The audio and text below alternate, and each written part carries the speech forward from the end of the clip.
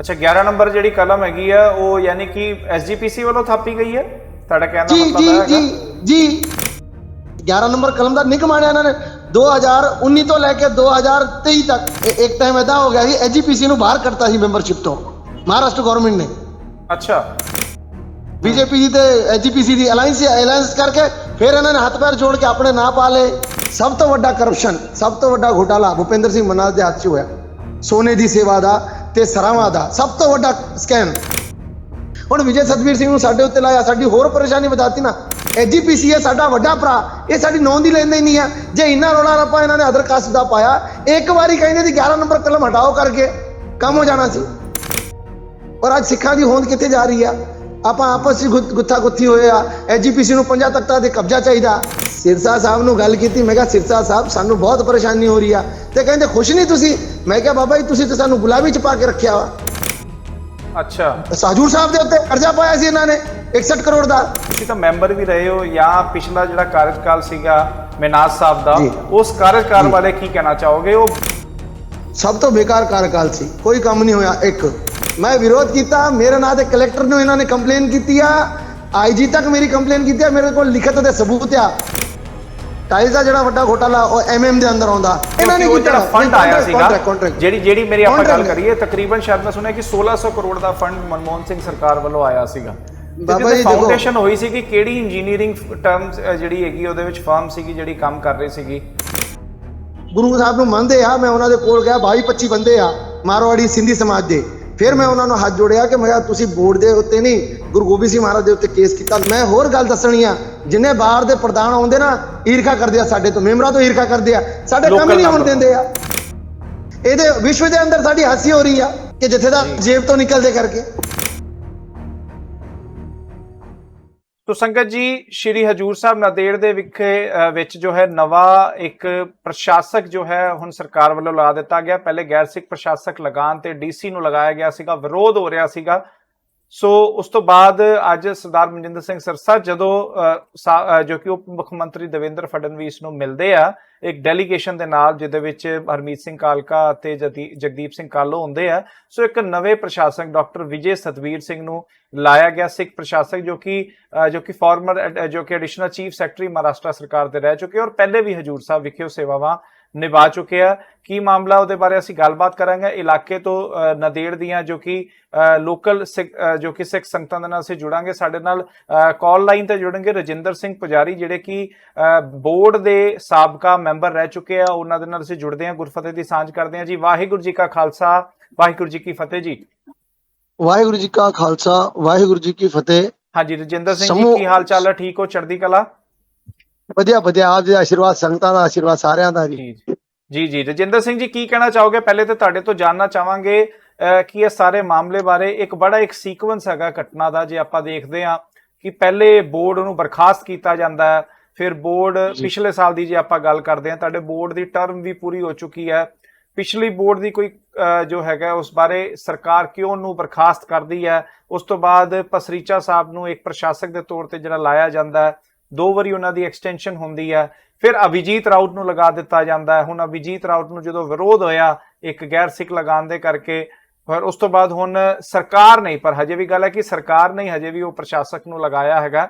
ਭਾਵੇਂ ਉਹ ਸਿੱਖ ਅਫਸਰ ਜ਼ਰੂਰ ਹੈ, ਪਰ ਸਰਕਾਰ ਦੇ ਹੀ ਇੱਕ ਅਫਸਰ ਨੂੰ ਲਗਾਇਆ ਗਿਆ। ਤੁਸੀਂ ਇਹ ਸਾਰੀ ਚੀਜ਼ਾਂ ਨੂੰ ਕਿੱਦਾਂ ਦੇਖਦੇ ਹੋ? ਮੈਂ ਪਹਿਲਾਂ ਤਾਂ ਇਹ ਗੱਲ ਕਰਨੀ ਚਾਹਾਂਗਾ, ਤੁਸੀਂ ਸਾਡੀ ਗੱਲ ਉਠਾਉਣ ਲੱਗੇ, ਆਪ ਜੀ ਦਾ ਧੰਨਵਾਦ ਜੀ। ਤੇ ਮੈਂ ਪਹਿਲਾਂ ਤਾਂ ਉਹ ਐਜੀਪੀਸੀ ਜਿੰਨਾ ਵਿਰੋਧ ਕੀਤਾ, ਜਿੰਨਾ ਅਦਰ ਕਾਸਟ ਇੱਕ ਨੌਨ ਸਿੱਖ ਨੂੰ ਲੈ ਕੇ ਇਹਨਾਂ ਨੇ ਰੋਸ ਪ੍ਰਦਰਸ਼ਨ ਕਾਫੀ ਕੀਤਾ ਜੀ, ਪਰ ਇਹਨਾਂ ਨੂੰ ਪਤਾ ਨਹੀਂ ਕਿ ਇੱਥੇ 1959 ਤੋਂ ਜਿੰਨੇ ਮੈਂਬਰ ਹੋਏ 27 ਮੈਂਬਰ ਪ੍ਰਧਾਨ ਹੋਏ 27, ਉਹਨਾਂ ਦੇ ਅੰਦਰ 13 ਅਦਰ ਕਾਸਟ ਦੇ ਆ। ਅੱਛਾ, ਅਦਰ ਕਾਸਟ ਮਤਲਬ ਅਦਰ ਰਿਲੀਜਨ ਜਾਂ ਮਤਲਬ ਅਦਰ ਕਾਸਟ ਕਿੱਦਾਂ ਤੁਸੀਂ ਕਹਿ ਰਹੇ ਹੋ? ਗੈਰ ਸਿੱਖ ਨੇ? ਅਦਰ ਰਿਲੀਜਨ, ਗੈਰ ਸਿੱਖ ਨੇ। ਅੱਛਾ, ਅੱਜ ਤੋਂ ਨਹੀਂ, ਅੱਜ ਤੋਂ 70 ਸਾਲ ਤੋਂ। ਅੱਛਾ, 69 ਸਾਲ ਤੋਂ 13 ਗੈਰ ਨੌਨ ਸਿੱਖ ਆਏ ਸੀ। ਜਦ ਇਹਨਾਂ ਨੂੰ ਵਿਖਿਆ ਨਹੀਂ ਕਿ ਵੀ ਅਸੀਂ ਕਿੱਦਾਂ ਵਿਰੋਧ ਕਰਾਂਗੇ, ਕਿੱਦਾਂ ਨਹੀਂ ਕਰਾਂਗੇ ਜੀ। ਤੇ ਇਹ ਜਿਹੜਾ ਪ੍ਰਸ਼ਾਸਨ ਹੈ ਨਾ, ਪ੍ਰਸ਼ਾਸਨ ਨੂੰ ਲਾਇਆ ਵਾ ਜੀ। ਜਿੱਦਾਂ ਪਥਰੀਆ ਸਾਹਿਬ ਨੂੰ ਲਾਇਆ, ਇਹ ਵੀ ਪ੍ਰਸ਼ਾਸਨ ਦੇ ਬੰਦੇ ਸੀ, ਜੀ ਭਾਵੇਂ ਕੋਈ ਵੀ ਪ੍ਰਸ਼ਾਸਨ ਰਹਿਣ ਦੋ, ਇਹ ਮਹਾ ਵਿਕਾਸ ਅਗਾੜੀ ਨੇ ਇਹਨਾਂ ਨੂੰ ਲਾਇਆ ਸੀ, ਜੀ ਜਿਹੜੀ ਕਾਂਗਰਸ ਦੀ ਸੀ, ਜੀ ਉਹਨਾਂ ਨੇ ਇਹਨਾਂ ਨੂੰ ਲਾ ਕੇ ਰੱਖਿਆ। ਪਰ ਮੈਂ ਐਜੀਪੀਸੀ ਨਾਲ ਅਸੀਂ ਕਿਉਂ ਖਫਾਵਾ, ਜਦ ਇਹ ਤੁਹਾਡੀ ਦਿੱਲੀ ਸੁਣਦੀ ਆ, ਬੰਬੇ ਸੁਣਦਾ, ਤੁਸੀਂ 11 ਨੰਬਰ ਕਲਮ ਦਾ ਵਿਰੋਧ ਕਿਉਂ ਨਹੀਂ ਕੀਤਾ? ਸਭ ਤੋਂ ਬੜਾ ਮੁੱਦਾ 11 ਨੰਬਰ ਕਲਮ ਦਾ, ਜਦੇ 11 ਨੰਬਰ ਕਲਮ ਹਟ ਗਈ ਤੇ for the people ਬਾय the people, ਯਾਨੀ ਕਿ ਲੋਗੋ ਪਬਲਿਕ ਦੀ ਸੱਤਾ ਪਬਲਿਕ ਦੇ ਹੱਥ 'ਚ ਰਹਿਣਾ, ਇਹਨੂੰ ਇਹ ਰਾਜਸ਼ਾਹੀ ਕਹਿੰਦੇ ਆ। ਪਰ ਇੰਨੀ ਵੱਡੀ ਸਾਡੀ ਐਜੀਪੀਸੀ ਜਮਾਤ ਆ, ਸਾਡੀ ਕੌਮ ਦੀ ਸਭ ਤੋਂ ਵੱਡੀ ਜਿਹੜੀ ਜਮਾਤ ਆ, ਜੀ ਜੀ ਕੌਮ ਦੀ ਸਭ ਤੋਂ ਵੱਡੀ ਸਿਰਮੌਰ ਸੰਸਥਾ ਵਾ, ਉਹ ਸਾਡੇ ਤੇ ਉੱਤੇ ਇੱਥੇ ਨਜ਼ਰਾਂਦਾਜ਼ ਕਰ ਦਿੰਦੀ ਹੈ ਕਿ 50 ਤਖਤਾਂ ਤੇ ਇਹਨਾਂ ਦਾ ਕਬਜ਼ਾ ਰਹਿਣਾ। 11 ਨੰਬਰ ਕਲਮ ਇਹਨਾਂ ਦੀ ਆ, ਸਾਡੀ ਉਪਜ ਨਹੀਂ ਆ, ਇਹਨਾਂ ਦੀ ਉਪਜ ਆ। ਅੱਜ ਉਹੀ ਧੋਖਾ ਇਹਨਾਂ ਦੇ ਨਾਲ ਵੀ ਹੋ ਰਿਹਾ, ਸਾਡੇ ਨਾਲ ਵੀ ਹੋ ਰਿਹਾ। ਅੱਛਾ, 11 ਨੰਬਰ ਜਿਹੜੀ ਕਲਮ ਹੈਗੀ ਆ ਉਹ ਯਾਨੀ ਕਿ ਐਸਜੀਪੀਸੀ ਵੱਲੋਂ ਥਾਪੀ ਗਈ ਹੈ, ਤੁਹਾਡਾ ਕਹਿਣ ਦਾ ਮਤਲਬ ਹੈ? ਜੀ ਜੀ ਜੀ ਮੈਨੂੰ ਛੋਟੂ ਬੋਲੋ, ਮਨਾਸ ਕਿਹਨਾਂ ਦਾ ਬੰਦਾ? ਐਜੀਪੀਸੀ ਦਾ ਬੰਦਾ ਵਾ। ਇਹਨਾਂ ਨੇ ਨਿਕ ਮਾਣਿਆ ਨਾ 11 ਨੰਬਰ ਕਲਮ ਦਾ ਨਿਕ ਮਾਣਿਆ ਇਹਨਾਂ ਨੇ 2019 ਤੋਂ ਲੈ ਕੇ 2023 ਤੱਕ ਇਹਨਾਂ ਨੇ ਨਿਕ ਮਾਣਿਆ ਉਹਦਾ। ਨਹੀਂ, ਜਿਹੜੇ ਭੁਪਿੰਦਰ ਸਿੰਘ ਮਨਾਸ ਸੀਗੇ ਉਹਨਾਂ ਨੂੰ ਵੀ ਕਿਹਾ ਗਿਆ ਕਿ ਉਹਨਾਂ ਨੂੰ ਵੀ ਮਹਾਰਾਸ਼ਟਰ ਸਰਕਾਰ ਨੇ ਹੀ, ਉਸ ਵੇਲੇ ਦੇਵੇਂਦਰ ਫਡਨਵੀਸ ਸੀਐਮ ਹੁੰਦੇ ਸੀਗੇ, ਉਹਨਾਂ ਨੇ ਉਦੋਂ ਲਵਾਇਆ ਸੀਗਾ। ਇਹ ਕਿਹਾ ਜਾਂਦਾ ਮੈਂ ਕੀ ਕਹਿ ਰਿਹਾ, ਇੱਕ ਟਾਈਮ ਏਦਾਂ ਹੋ ਗਿਆ ਸੀ ਐਜੀਪੀਸੀ ਨੂੰ ਬਾਹਰ ਕੱਢਤਾ ਸੀ ਮੈਂਬਰਸ਼ਿਪ ਤੋਂ ਮਹਾਰਾਸ਼ਟਰ ਗਵਰਨਮੈਂਟ ਨੇ। ਅੱਛਾ, ਫਿਰ ਇਹਨਾਂ ਨੇ ਹੱਥ ਪੈਰ ਜੋੜ ਕੇ ਅਲਾਈਅੰਸ ਆ, ਬੀਜੇਪੀ ਦੀ ਤੇ ਐਜੀਪੀਸੀ ਦੀ ਅਲਾਈਅੰਸ ਕਰਕੇ ਫਿਰ ਇਹਨਾਂ ਨੇ ਹੱਥ ਪੈਰ ਜੋੜ ਕੇ ਆਪਣੇ ਨਾਂ ਪਾ ਲਏ। ਚੀਫ ਖਾਲਸਾ ਦੀਵਾਨ ਦਾ 1 ਮੈਂਬਰ, 4 ਐਜੀਪੀਸੀ ਦੇ member, 5 member parliament member Delhi ਦੇ ਪੰਜਾਬ ਦੇ ਆ। ਪਰ ਸਿੱਖਾਂ ਦੀ ਹੋਂਦ ਕਿੱਥੇ ਜਾ ਰਹੀ ਆ? ਇਹ ਆਪਣਾ ਹਜੂਰ ਸਾਹਿਬ ਵੱਡਾ ਤਖਤ ਆ, ਪਰ ਕਦੇ ਇਹਨਾਂ ਨੇ ਇੱਥੇ ਸੁਧ-ਬੁੱਧ ਨਹੀਂ ਲਈ ਸਾਡੀ। ਤੇ ਦੂਜੀ ਗੱਲ ਇਹ ਆ, ਜਿਹੜਾ ਪ੍ਰਸ਼ਾਸਨ ਲਾਇਆ, ਦੇਖੋ ਮਹਾਰਾਸ਼ਟਰ ਗਵਰਨਮੈਂਟ ਆ, ਅਸੀਂ ਕਿਹਦੇ ਅੰਦਰ ਆਉਂਦੇ? ਮਹਿਸੂਲ ਦੇ ਅੰਦਰ ਆਉਂਦੇ, ਕਰ ਵਸੂਲ ਜਿਹੜਾ ਕਰਦਾ ਜੀ। ਅਸੀਂ ਪੰਜਾਬ ਦੇ ਸਰਕਾਰ ਦੇ ਅੰਡਰ ਡਾਇਰੈਕਟਿੰਗ ਨਹੀਂ ਆਉਂਦੇ ਆ। ਨਹੀਂ, ਸਾਡੀ ਸਰਕਾਰ ਤੇ ਮਹਾਰਾਸ਼ਟਰ ਸਰਕਾਰ ਆ, ਜਿਹੜੀ ਮਹਾਰਾਸ਼ਟਰ ਸਰਕਾਰ ਬੋਲੂ, ਕਿਉਂਕਿ ਸਾਡਾ ਜਿਹੜਾ ਜੋ ਵੀ ਕੰਮ ਚੱਲਦਾ, ਫਿੱਤਾ ਚੱਲਦਾ ਸਾਡਾ, ਉਹ ਮਹਾਰਾਸ਼ਟਰ ਸਰਕਾਰ ਤੋਂ ਚੱਲਦਾ ਜੀ। ਤੇ ਉਹਨਾਂ ਨੇ ਤੇ ਆਪਣਾ ਜਿਹੜਾ ਕੰਮ ਹੈ, ਲੋਕੀ ਜਿਹੜੇ ਮੰਗੂਗੇ, ਜਿਹੜੀ ਲੋਕੀ ਡਿਮਾਂਡ ਕਰੂਗੇ, ਉਹ ਤਾਂ ਉਹਨਾਂ ਨੇ ਕਰਨਾ ਹੀ ਆ ਨਾ। ਉਹ ਤੇ ਕਰਨਾ ਹੀ ਆ। ਪਰ ਅਸੀਂ ਇਹ ਗੱਲ ਕਹਿੰਦੇ ਆ ਕਿ ਅਸੀਂ ਉਹਨਾਂ ਨੂੰ ਸਮਝਾਉਣ ਨੂੰ ਕੱਟ ਪੈ ਰਹੇ ਆ, ਅਸੀਂ ਉਹਨੂੰ ਸਮਝਾ ਨਹੀਂ ਸਕ ਰਹੇ ਆ ਸਰਕਾਰ ਨੂੰ। ਮਹਾਰਾਸ਼ਟਰ ਸਰਕਾਰ ਦੇ ਦੇਵੇਂਦਰ ਫਡਨਵੀਸ ਵੀ ਸਾਡੇ ਮੁੱਖ ਮੰਤਰੀ ਆ, ਅਸੀਂ ਵੀ ਉਹ ਪਾਰਟੀ ਦੇ ਆ, ਪਰ ਉਹਨਾਂ ਨੂੰ ਕਨਵਿੰਸ ਨਹੀਂ ਕਰ ਸਕ ਰਹੀ ਸਿੱਖ ਕੌਮ। ਅੱਛਾ, ਤੇ ਪਰ ਤੁਸੀਂ ਤੇ ਕਹਿ ਰਹੇ ਹੋ ਤੁਸੀਂ ਉਸ ਪਾਰਟੀ ਤੋਂ, ਬੀਜੇਪੀ ਤੋਂ ਤੁਸੀਂ ਸੰਬੰਧ ਰੱਖਦੇ ਹੋ, ਤੇ ਜੇ ਬੀਜੇਪੀ ਦੇ ਆਗੂ ਮਨਜਿੰਦਰ ਸਿੰਘ ਸਿਰਸਾ ਨੇ ਵੀ ਤੇ ਜਾ ਕੇ ਇਹ ਮਸਲੇ ਨੂੰ ਸੁਲਝਾਇਆ, ਤੇ ਜੇ ਤੁਸੀਂ ਤਾਂ, ਤੁਹਾਡੀ ਤੇ ਜ਼ਿਆਦਾ ਸੁਣਵਾਈ ਹੋਣੀ ਚਾਹੀਦੀ, ਤੁਸੀਂ ਤਾਂ ਲੋਕਲ ਗਰਾਊਂਡ ਦੇ ਲੀਡਰ ਹੈਗੇ ਹੋ, ਜੇ ਤੁਸੀਂ ਲੋਕਲ। ਅਸੀਂ ਤੇ ਬੰਬੇ ਜਦੇ ਬੰਬੇ ਗਏ, ਇਹ ਸਰਕਾਰ ਨੇ, ਜਿਹੜਾ ਆਗਾੜੀ ਸਰਕਾਰ ਨੇ, ਕਾਂਗਰਸ ਨੇ ਤੇ ਸੈਨਾ ਨੇ ਇਹਨਾਂ ਨੂੰ ਲਾਇਆ ਸੀ ਪਥਰੀਆ ਸਾਹਿਬ ਨੂੰ, ਤਾਂ ਸਾਡੇ ਦੇਵੇਂਦਰ ਫਡਨਵੀਸ ਸਾਹਿਬ ਨੇ ਉਹਨਾਂ ਨੂੰ ਚੁੱਕਿਆ ਨਾ, ਸਾਡੀ ਸੁਣ ਕੇ ਚੁੱਕਿਆ ਨਾ ਉਹਨਾਂ ਨੇ। ਨਹੀਂ, ਪਰ ਜੇ ਉਹਨਾਂ ਨੇ ਲਾਇਆ ਸੀਗਾ, ਜੇ ਕਾਂਗਰਸ ਨੇ, ਤੇ ਪਰ 2 ਵਾਰੀ ਤਾਂ ਉਹਨਾਂ ਦੀ ਐਕਸਟੈਂਸ਼ਨ ਵੀ ਹੋਈ ਹੈ, ਤੇ ਇਹ ਸਰਕਾਰ ਬਣੇ ਨੂੰ ਸਾਲ ਹੋ ਗਿਆ। ਸਭ ਤੋਂ ਮੇਰੀ ਗੱਲ, ਵੀਰ ਜੀ ਮੇਰੀ ਗੱਲ ਸੁਣੋ, ਸਭ ਤੋਂ ਵੱਡਾ ਕਰਪਸ਼ਨ, ਸਭ ਤੋਂ ਵੱਡਾ ਘੁਟਾਲਾ ਭੁਪਿੰਦਰ ਸਿੰਘ ਮਨਾਸ ਦੇ ਹੱਥ 'ਚ ਹੋਇਆ, ਸੋਨੇ ਦੀ ਸੇਵਾ ਦਾ ਤੇ ਸਰਾਵਾਂ ਦਾ ਸਭ ਤੋਂ ਵੱਡਾ ਸਕੈਮ। ਤੇ ਤੁਸੀਂ ਤਾਂ ਉਸ ਸਮੇਂ ਤੁਹਾਡੇ ਮਿੱਤਰ, ਤੁਹਾਡੇ ਸੰਗੀ ਸਾਥੀ ਉਸ ਸਮੇਂ ਮੈਂਬਰ ਸੀਗੇ, ਤੇ ਤੁਸੀਂ ਇਸ ਬਾਰੇ ਆਵਾਜ਼ ਨਹੀਂ ਚੁੱਕੀ? ਫਿਰ ਤੁਸੀਂ ਇੱਕ ਪਾਰਲੀਮੈਂਟ 'ਚ ਵੇਖੋ, ਮੈਂਬਰਾਂ ਦੀ ਜਿੱਥੇ ਘੱਟ ਗਿਣਤੀ ਹੁੰਦੀ ਆ, ਉੱਥੇ ਕਿਹਨਾਂ ਦਾ ਰਾਜ ਚੱਲਦਾ, ਉਹਨਾਂ ਦੀ ਸੁਣਾਈ ਹੁੰਦੀ ਆ, ਜਿੱਥੇ ਘੱਟ ਗਿਣਤੀ ਚੱਲਦੀ ਆ। ਪਰ ਉਸ ਸਮੇਂ ਦੇ ਵਿੱਚ ਇਹ ਇਲਜ਼ਾਮ ਵੀ ਲੱਗੇ ਆ ਕਿ ਉਹ ਬੋਰਡ ਦੀ ਮੀਟਿੰਗਸ ਪ੍ਰੋਪਰਲੀ ਨਹੀਂ ਹੁੰਦੀਆਂ ਸੀਗੀਆਂ, ਕੋਈ ਕਾਰਵਾਈ ਨਹੀਂ ਹੁੰਦੀਆਂ ਸੀਗੀਆਂ, ਕੋਈ ਪ੍ਰੋਪਰ, ਕਿਉਂਕਿ ਜੋ ਮਹਾਰਾਸ਼ਟਰ ਸਰਕਾਰ ਨੇ ਜੋ ਬਰਖਾਸਤਗੀ ਕੀਤੀ ਹੈ ਬੋਰਡ ਦੀ, ਉਹਦਾ ਕਾਰਨ ਇਹ ਦਿੱਤਾ ਗਿਆ ਕਿ ਬੋਰਡ ਕੋਈ ਮੀਟਿੰਗਸ ਨਹੀਂ ਕਰਦਾ ਸੀਗਾ, ਬਹੁਤ ਲੰਬਾ ਚਿਰ ਹੋ ਜਾਂਦਾ ਸੀਗਾ। ਜਿੱਦਾਂ ਆਪ ਜੀ ਕਿਹਾ ਨਾ, ਇੱਕ ਤਾਂ ਕੋਰੋਨਾ ਲੱਗਿਆ ਸੀ, ਕੋਰੋਨਾ ਲੱਗਣ ਦਾ ਉਹਨਾਂ ਨੇ ਆਨਲਾਈਨ ਮੀਟਿੰਗਾਂ ਸਾਰੇ ਕੀਤੀਆਂ ਨੇ, ਆਨਲਾਈਨ ਕੀਤੀਆਂ ਮੀਟਿੰਗਾਂ, ਸਾਰੇ ਮੀਟਿੰਗਾਂ ਆਨਲਾਈਨ ਹੋਈਆਂ, ਪਰ ਪਬਲਿਕ ਤੋਂ ਛੁਪਾ ਕੇ, ਪਬਲਿਕ ਨੂੰ ਵਿਖਾਇਆ ਨਹੀਂ ਗਿਆ। ਤੇ ਮਿੰਟਸ ਜਦੋਂ 2 ਮਿੰਟਸ ਪਾਸ ਹੁੰਦੇ ਆ, ਉਹਦੇ ਅੰਦਰ 15 20 ਮੁੱਦੇ ਪਾਤੇ ਆ ਇਹਨਾਂ ਨੇ, ਤਾਂ ਸਾਨੂੰ ਮਹਾਰਾਸ਼ਟਰ ਸਰਕਾਰ ਨੂੰ ਕਹਿਣਾ ਪਿਆ ਕਿ ਮੀਟਿੰਗ ਗਲਤ ਆ ਕਰਕੇ। ਫਿਰ ਦੂਜੀ ਗੱਲ ਇਹ ਆ, ਪ੍ਰਸ਼ਾਸਨ ਲਾਇਆ। ਵੇਖੋ, ਜਦੋਂ ਤੱਕ ਲੋਕਲ ਬੰਦਿਆਂ ਨੂੰ ਨਹੀਂ ਪੁੱਛਦੇ ਆ, ਪੰਜਾਬ ਦੇ ਵੀ ਲੋਕ ਜਿਹਦੀ ਐਜੀਪੀਸੀ ਸਭ ਤੋਂ ਵੱਡੀ ਜਮਾਤ ਆ, ਇੱਥੇ ਲੋਕਾਂ ਦੀ ਸੁਧ-ਬੁੱਧ ਨਹੀਂ ਲੈਂਦੀ ਆ। ਹੁਣ ਵਿਜੇ ਸਤਵੀਰ ਸਿੰਘ ਨੂੰ ਸਾਡੇ ਉੱਤੇ ਲਾਇਆ, ਸਾਡੀ ਹੋਰ ਪਰੇਸ਼ਾਨੀ ਵਧਾਤੀ ਨਾ। ਤੁਹਾਨੂੰ ਕੀ ਲੱਗਦਾ, ਤੁਸੀਂ ਖੁਸ਼ ਨਹੀਂ ਹੋ ਇਸ ਗੱਲ ਤੋਂ? ਨਹੀਂ, ਅਸੀਂ ਖੁਸ਼ ਨਹੀਂ, ਅਸੀਂ ਇਲੈਕਸ਼ਨ ਦੇ ਹੱਕ 'ਚ ਸੀ, ਪਰ ਸਾਡੇ ਉੱਤੇ ਬਾਰ-ਬਾਰ ਵੇਖੋ ਇਹਨਾਂ ਨੇ ਨੌਨ ਸਿੰਘ ਦਾ ਨਾਰਾ ਲਾਇਆ, ਇਹਨਾਂ ਨੇ ਇਹ ਨਹੀਂ ਲਾਇਆ ਕਿ 11 ਨੰਬਰ ਕਲਮ ਹਟਾ ਕੇ ਇਲੈਕਸ਼ਨ ਲਾਓ ਤੁਸੀਂ। ਇਹਨਾਂ ਨੇ ਇਹ ਨਹੀਂ ਕਿਹਾ ਕਿ ਤੁਸੀਂ ਨੌਨ ਸਿੰਘ ਨੂੰ ਬਿਠਾਇਆ, ਇਹ ਪ੍ਰੋਪੇਗੈਂਡਾ ਕਰਤਾ। ਹੁਣ ਇਹਨਾਂ ਨੇ ਸਿੰਘ ਦੇਤਾ, ਸਿੰਘ ਬਿਠਾਤਾ, ਪਰ ਹੈਗੀ ਤਾਂ ਸਰਕਾਰੀ ਪ੍ਰਸ਼ਾਸਨ ਹੈ ਨਾ। ਯਾਨੀ ਕਿ ਵਿਰੋਧ ਜਿਹੜਾ ਸੀਗਾ ਉਹ ਗਲਤ ਦਿਸ਼ਾ ਦੇ ਵਿੱਚ ਹੋ ਰਿਹਾ ਸੀ, ਏਦਾਂ ਸਮਝ ਲਈਏ। ਗਲਤ ਦਿਸ਼ਾ ਦੇ ਅੰਦਰ ਆ, ਚਿਹਰਾ ਬਦਲ ਗਿਆ ਪਰ ਨੀਤੀ ਉਹੀ ਹੈ ਨਾ। ਹਾਂ, ਤੇ ਕੀ ਇਹ ਸਾਰਾ ਦੋਸ਼ 11 ਨੰਬਰ ਕਲਮ ਦਾ ਹੀ ਆ?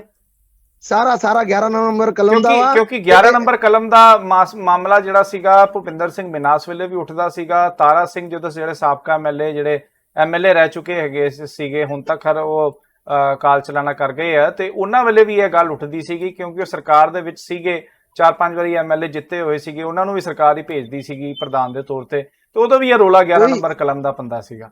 11 ਨੰਬਰ ਕਲਮ ਸਾਡੇ ਜਿਹੜੀ 11 ਨੰਬਰ ਕਲਮ ਲਾ ਕੇ ਸਾਡੇ ਹੱਥ ਵੜਤੇ ਇਹਨਾਂ ਨੇ, ਜਿਹੜੇ ਸਿੱਖਾਂ ਦੇ ਵੋਟ ਪੈਂਦੇ। ਹੁਣ ਵੇਖੋ ਐਮਐਲਏ ਆਉਂਦਾ ਵਾ, ਖਾਸਦਾਰ ਆਉਂਦਾ, ਆਪਾਂ ਮੰਤਰਾਲੇ ਤੇ ਵੋਟਿੰਗ ਕਰਾਉਂਦੇ ਆ, ਮੁੱਖ ਮੰਤਰੀ ਦੀ ਪੀਪ ਨਾਲ, ਨਹੀਂ ਤਾਂ ਉਹ ਇਲੈਕਸ਼ਨ ਕਰਕੇ ਹੱਥ ਖੜੇ ਕਰਕੇ ਆਪਾਂ ਚੁਣਦੇ ਆ।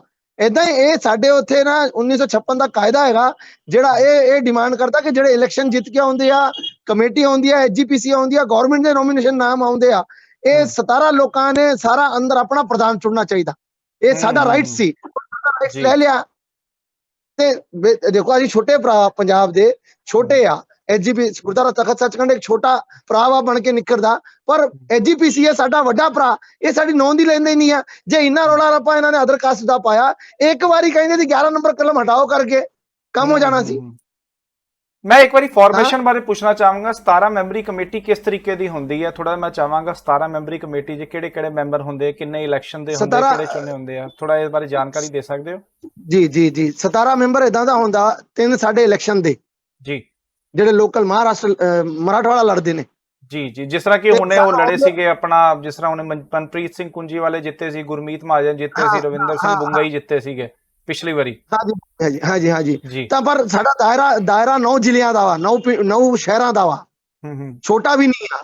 ਇੱਕ 3 ਇਲੈਕਸ਼ਨ ਦੇ ਆਉਂਦੇ ਬਹੁਤ ਹੈ ਪਾਸ਼ੋ, ਮਰਾਠਵਾੜੇ ਜਿੰਨੇ, ਨਾਗਪੁਰ ਆਉਂਦਾ, ਪਰਭਨੀ, ਔਰੰਗਾਬਾਦ, ਲਾਤੂਰ, ਉਸਮਾਨਾਬਾਦ ਤੇ ਪਰਭਨੀ, ਬਿੰਤੂ। ਇਹਦੇ ਵਿੱਚ ਸਾਰੇ ਸਿੱਖ ਜਿਹੜੇ ਹੁੰਦੇ ਆ, ਸਾਰੇ ਸਿੱਖ ਵੋਟਰਸ ਵੋਟ ਕਰਦੇ ਕਿ ਗੁਰਦੁਆਰੇ ਦੇ ਪ੍ਰਧਾਨ, ਐਸਾ ਕੁਝ? ਸਾਰੇ ਜਿੱਤੇ ਜਿਹਨੇ ਅੰਮ੍ਰਿਤ ਛਕਿਆ ਪੌਲ ਲਈ ਜਿਹੜੇ ਬੰਦਿਆਂ ਨੇ, ਉਹ ਸਾਰੇ ਇਲੈਕਸ਼ਨ ਕਰ ਸਕਦੇ ਆ। ਓਕੇ, ਵੋਟ ਪਾ ਸਕਦੇ ਆ। ਠੀਕ ਹੈ, ਦੂਜੀ ਗੱਲ ਇਹ ਦੀ ਆ, ਬਾਕੀ ਦੇ 14 ਤਿੰਨ ਇਹ ਹੋ ਗਏ 4 ਦੀਵਾਨ ਦੇ, 4 ਦੀਵਾਨ ਸਾਡਾ ਚੀਫ ਖਾਲਸਾ ਦੀਵਾਨ ਆ, ਚੀਫ ਖਾਲਸਾ ਦੀਵਾਨ 7 ਹੋ ਗਏ, ਔਰ ਐਚਜੀਪੀਸੀ ਦੇ 4 ਐਸਜੀਪੀਸੀ ਤੋਂ ਉਹ ਨੋਮੀਨੇਟਡ ਹੁੰਦੇ ਆ। ਹਾਂ, ਨੋਮੀਨੇਟਡ ਹੁੰਦੇ ਆ, ਨਾ ਆ ਜਾਂਦੇ ਆ, ਉਹਨਾਂ ਨੇ ਨਾ ਦਿੰਦੇ, ਐਚਜੀਪੀਸੀ ਨਾ ਦੇ ਦਿੰਦੀ ਆ ਤੇ ਉਹ ਨਾ ਆ ਜਾਂਦੇ ਆ।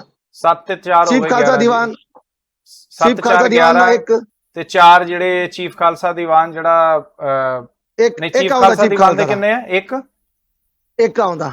ਠੀਕ ਹੈ ਜੀ, 12 ਹੋ ਗਏ ਟੋਟਲ, 12 ਹੋ ਗਏ ਤੇ ਗਵਰਨਮੈਂਟ ਨੋਮੀਨੇਸ਼ਨ 4।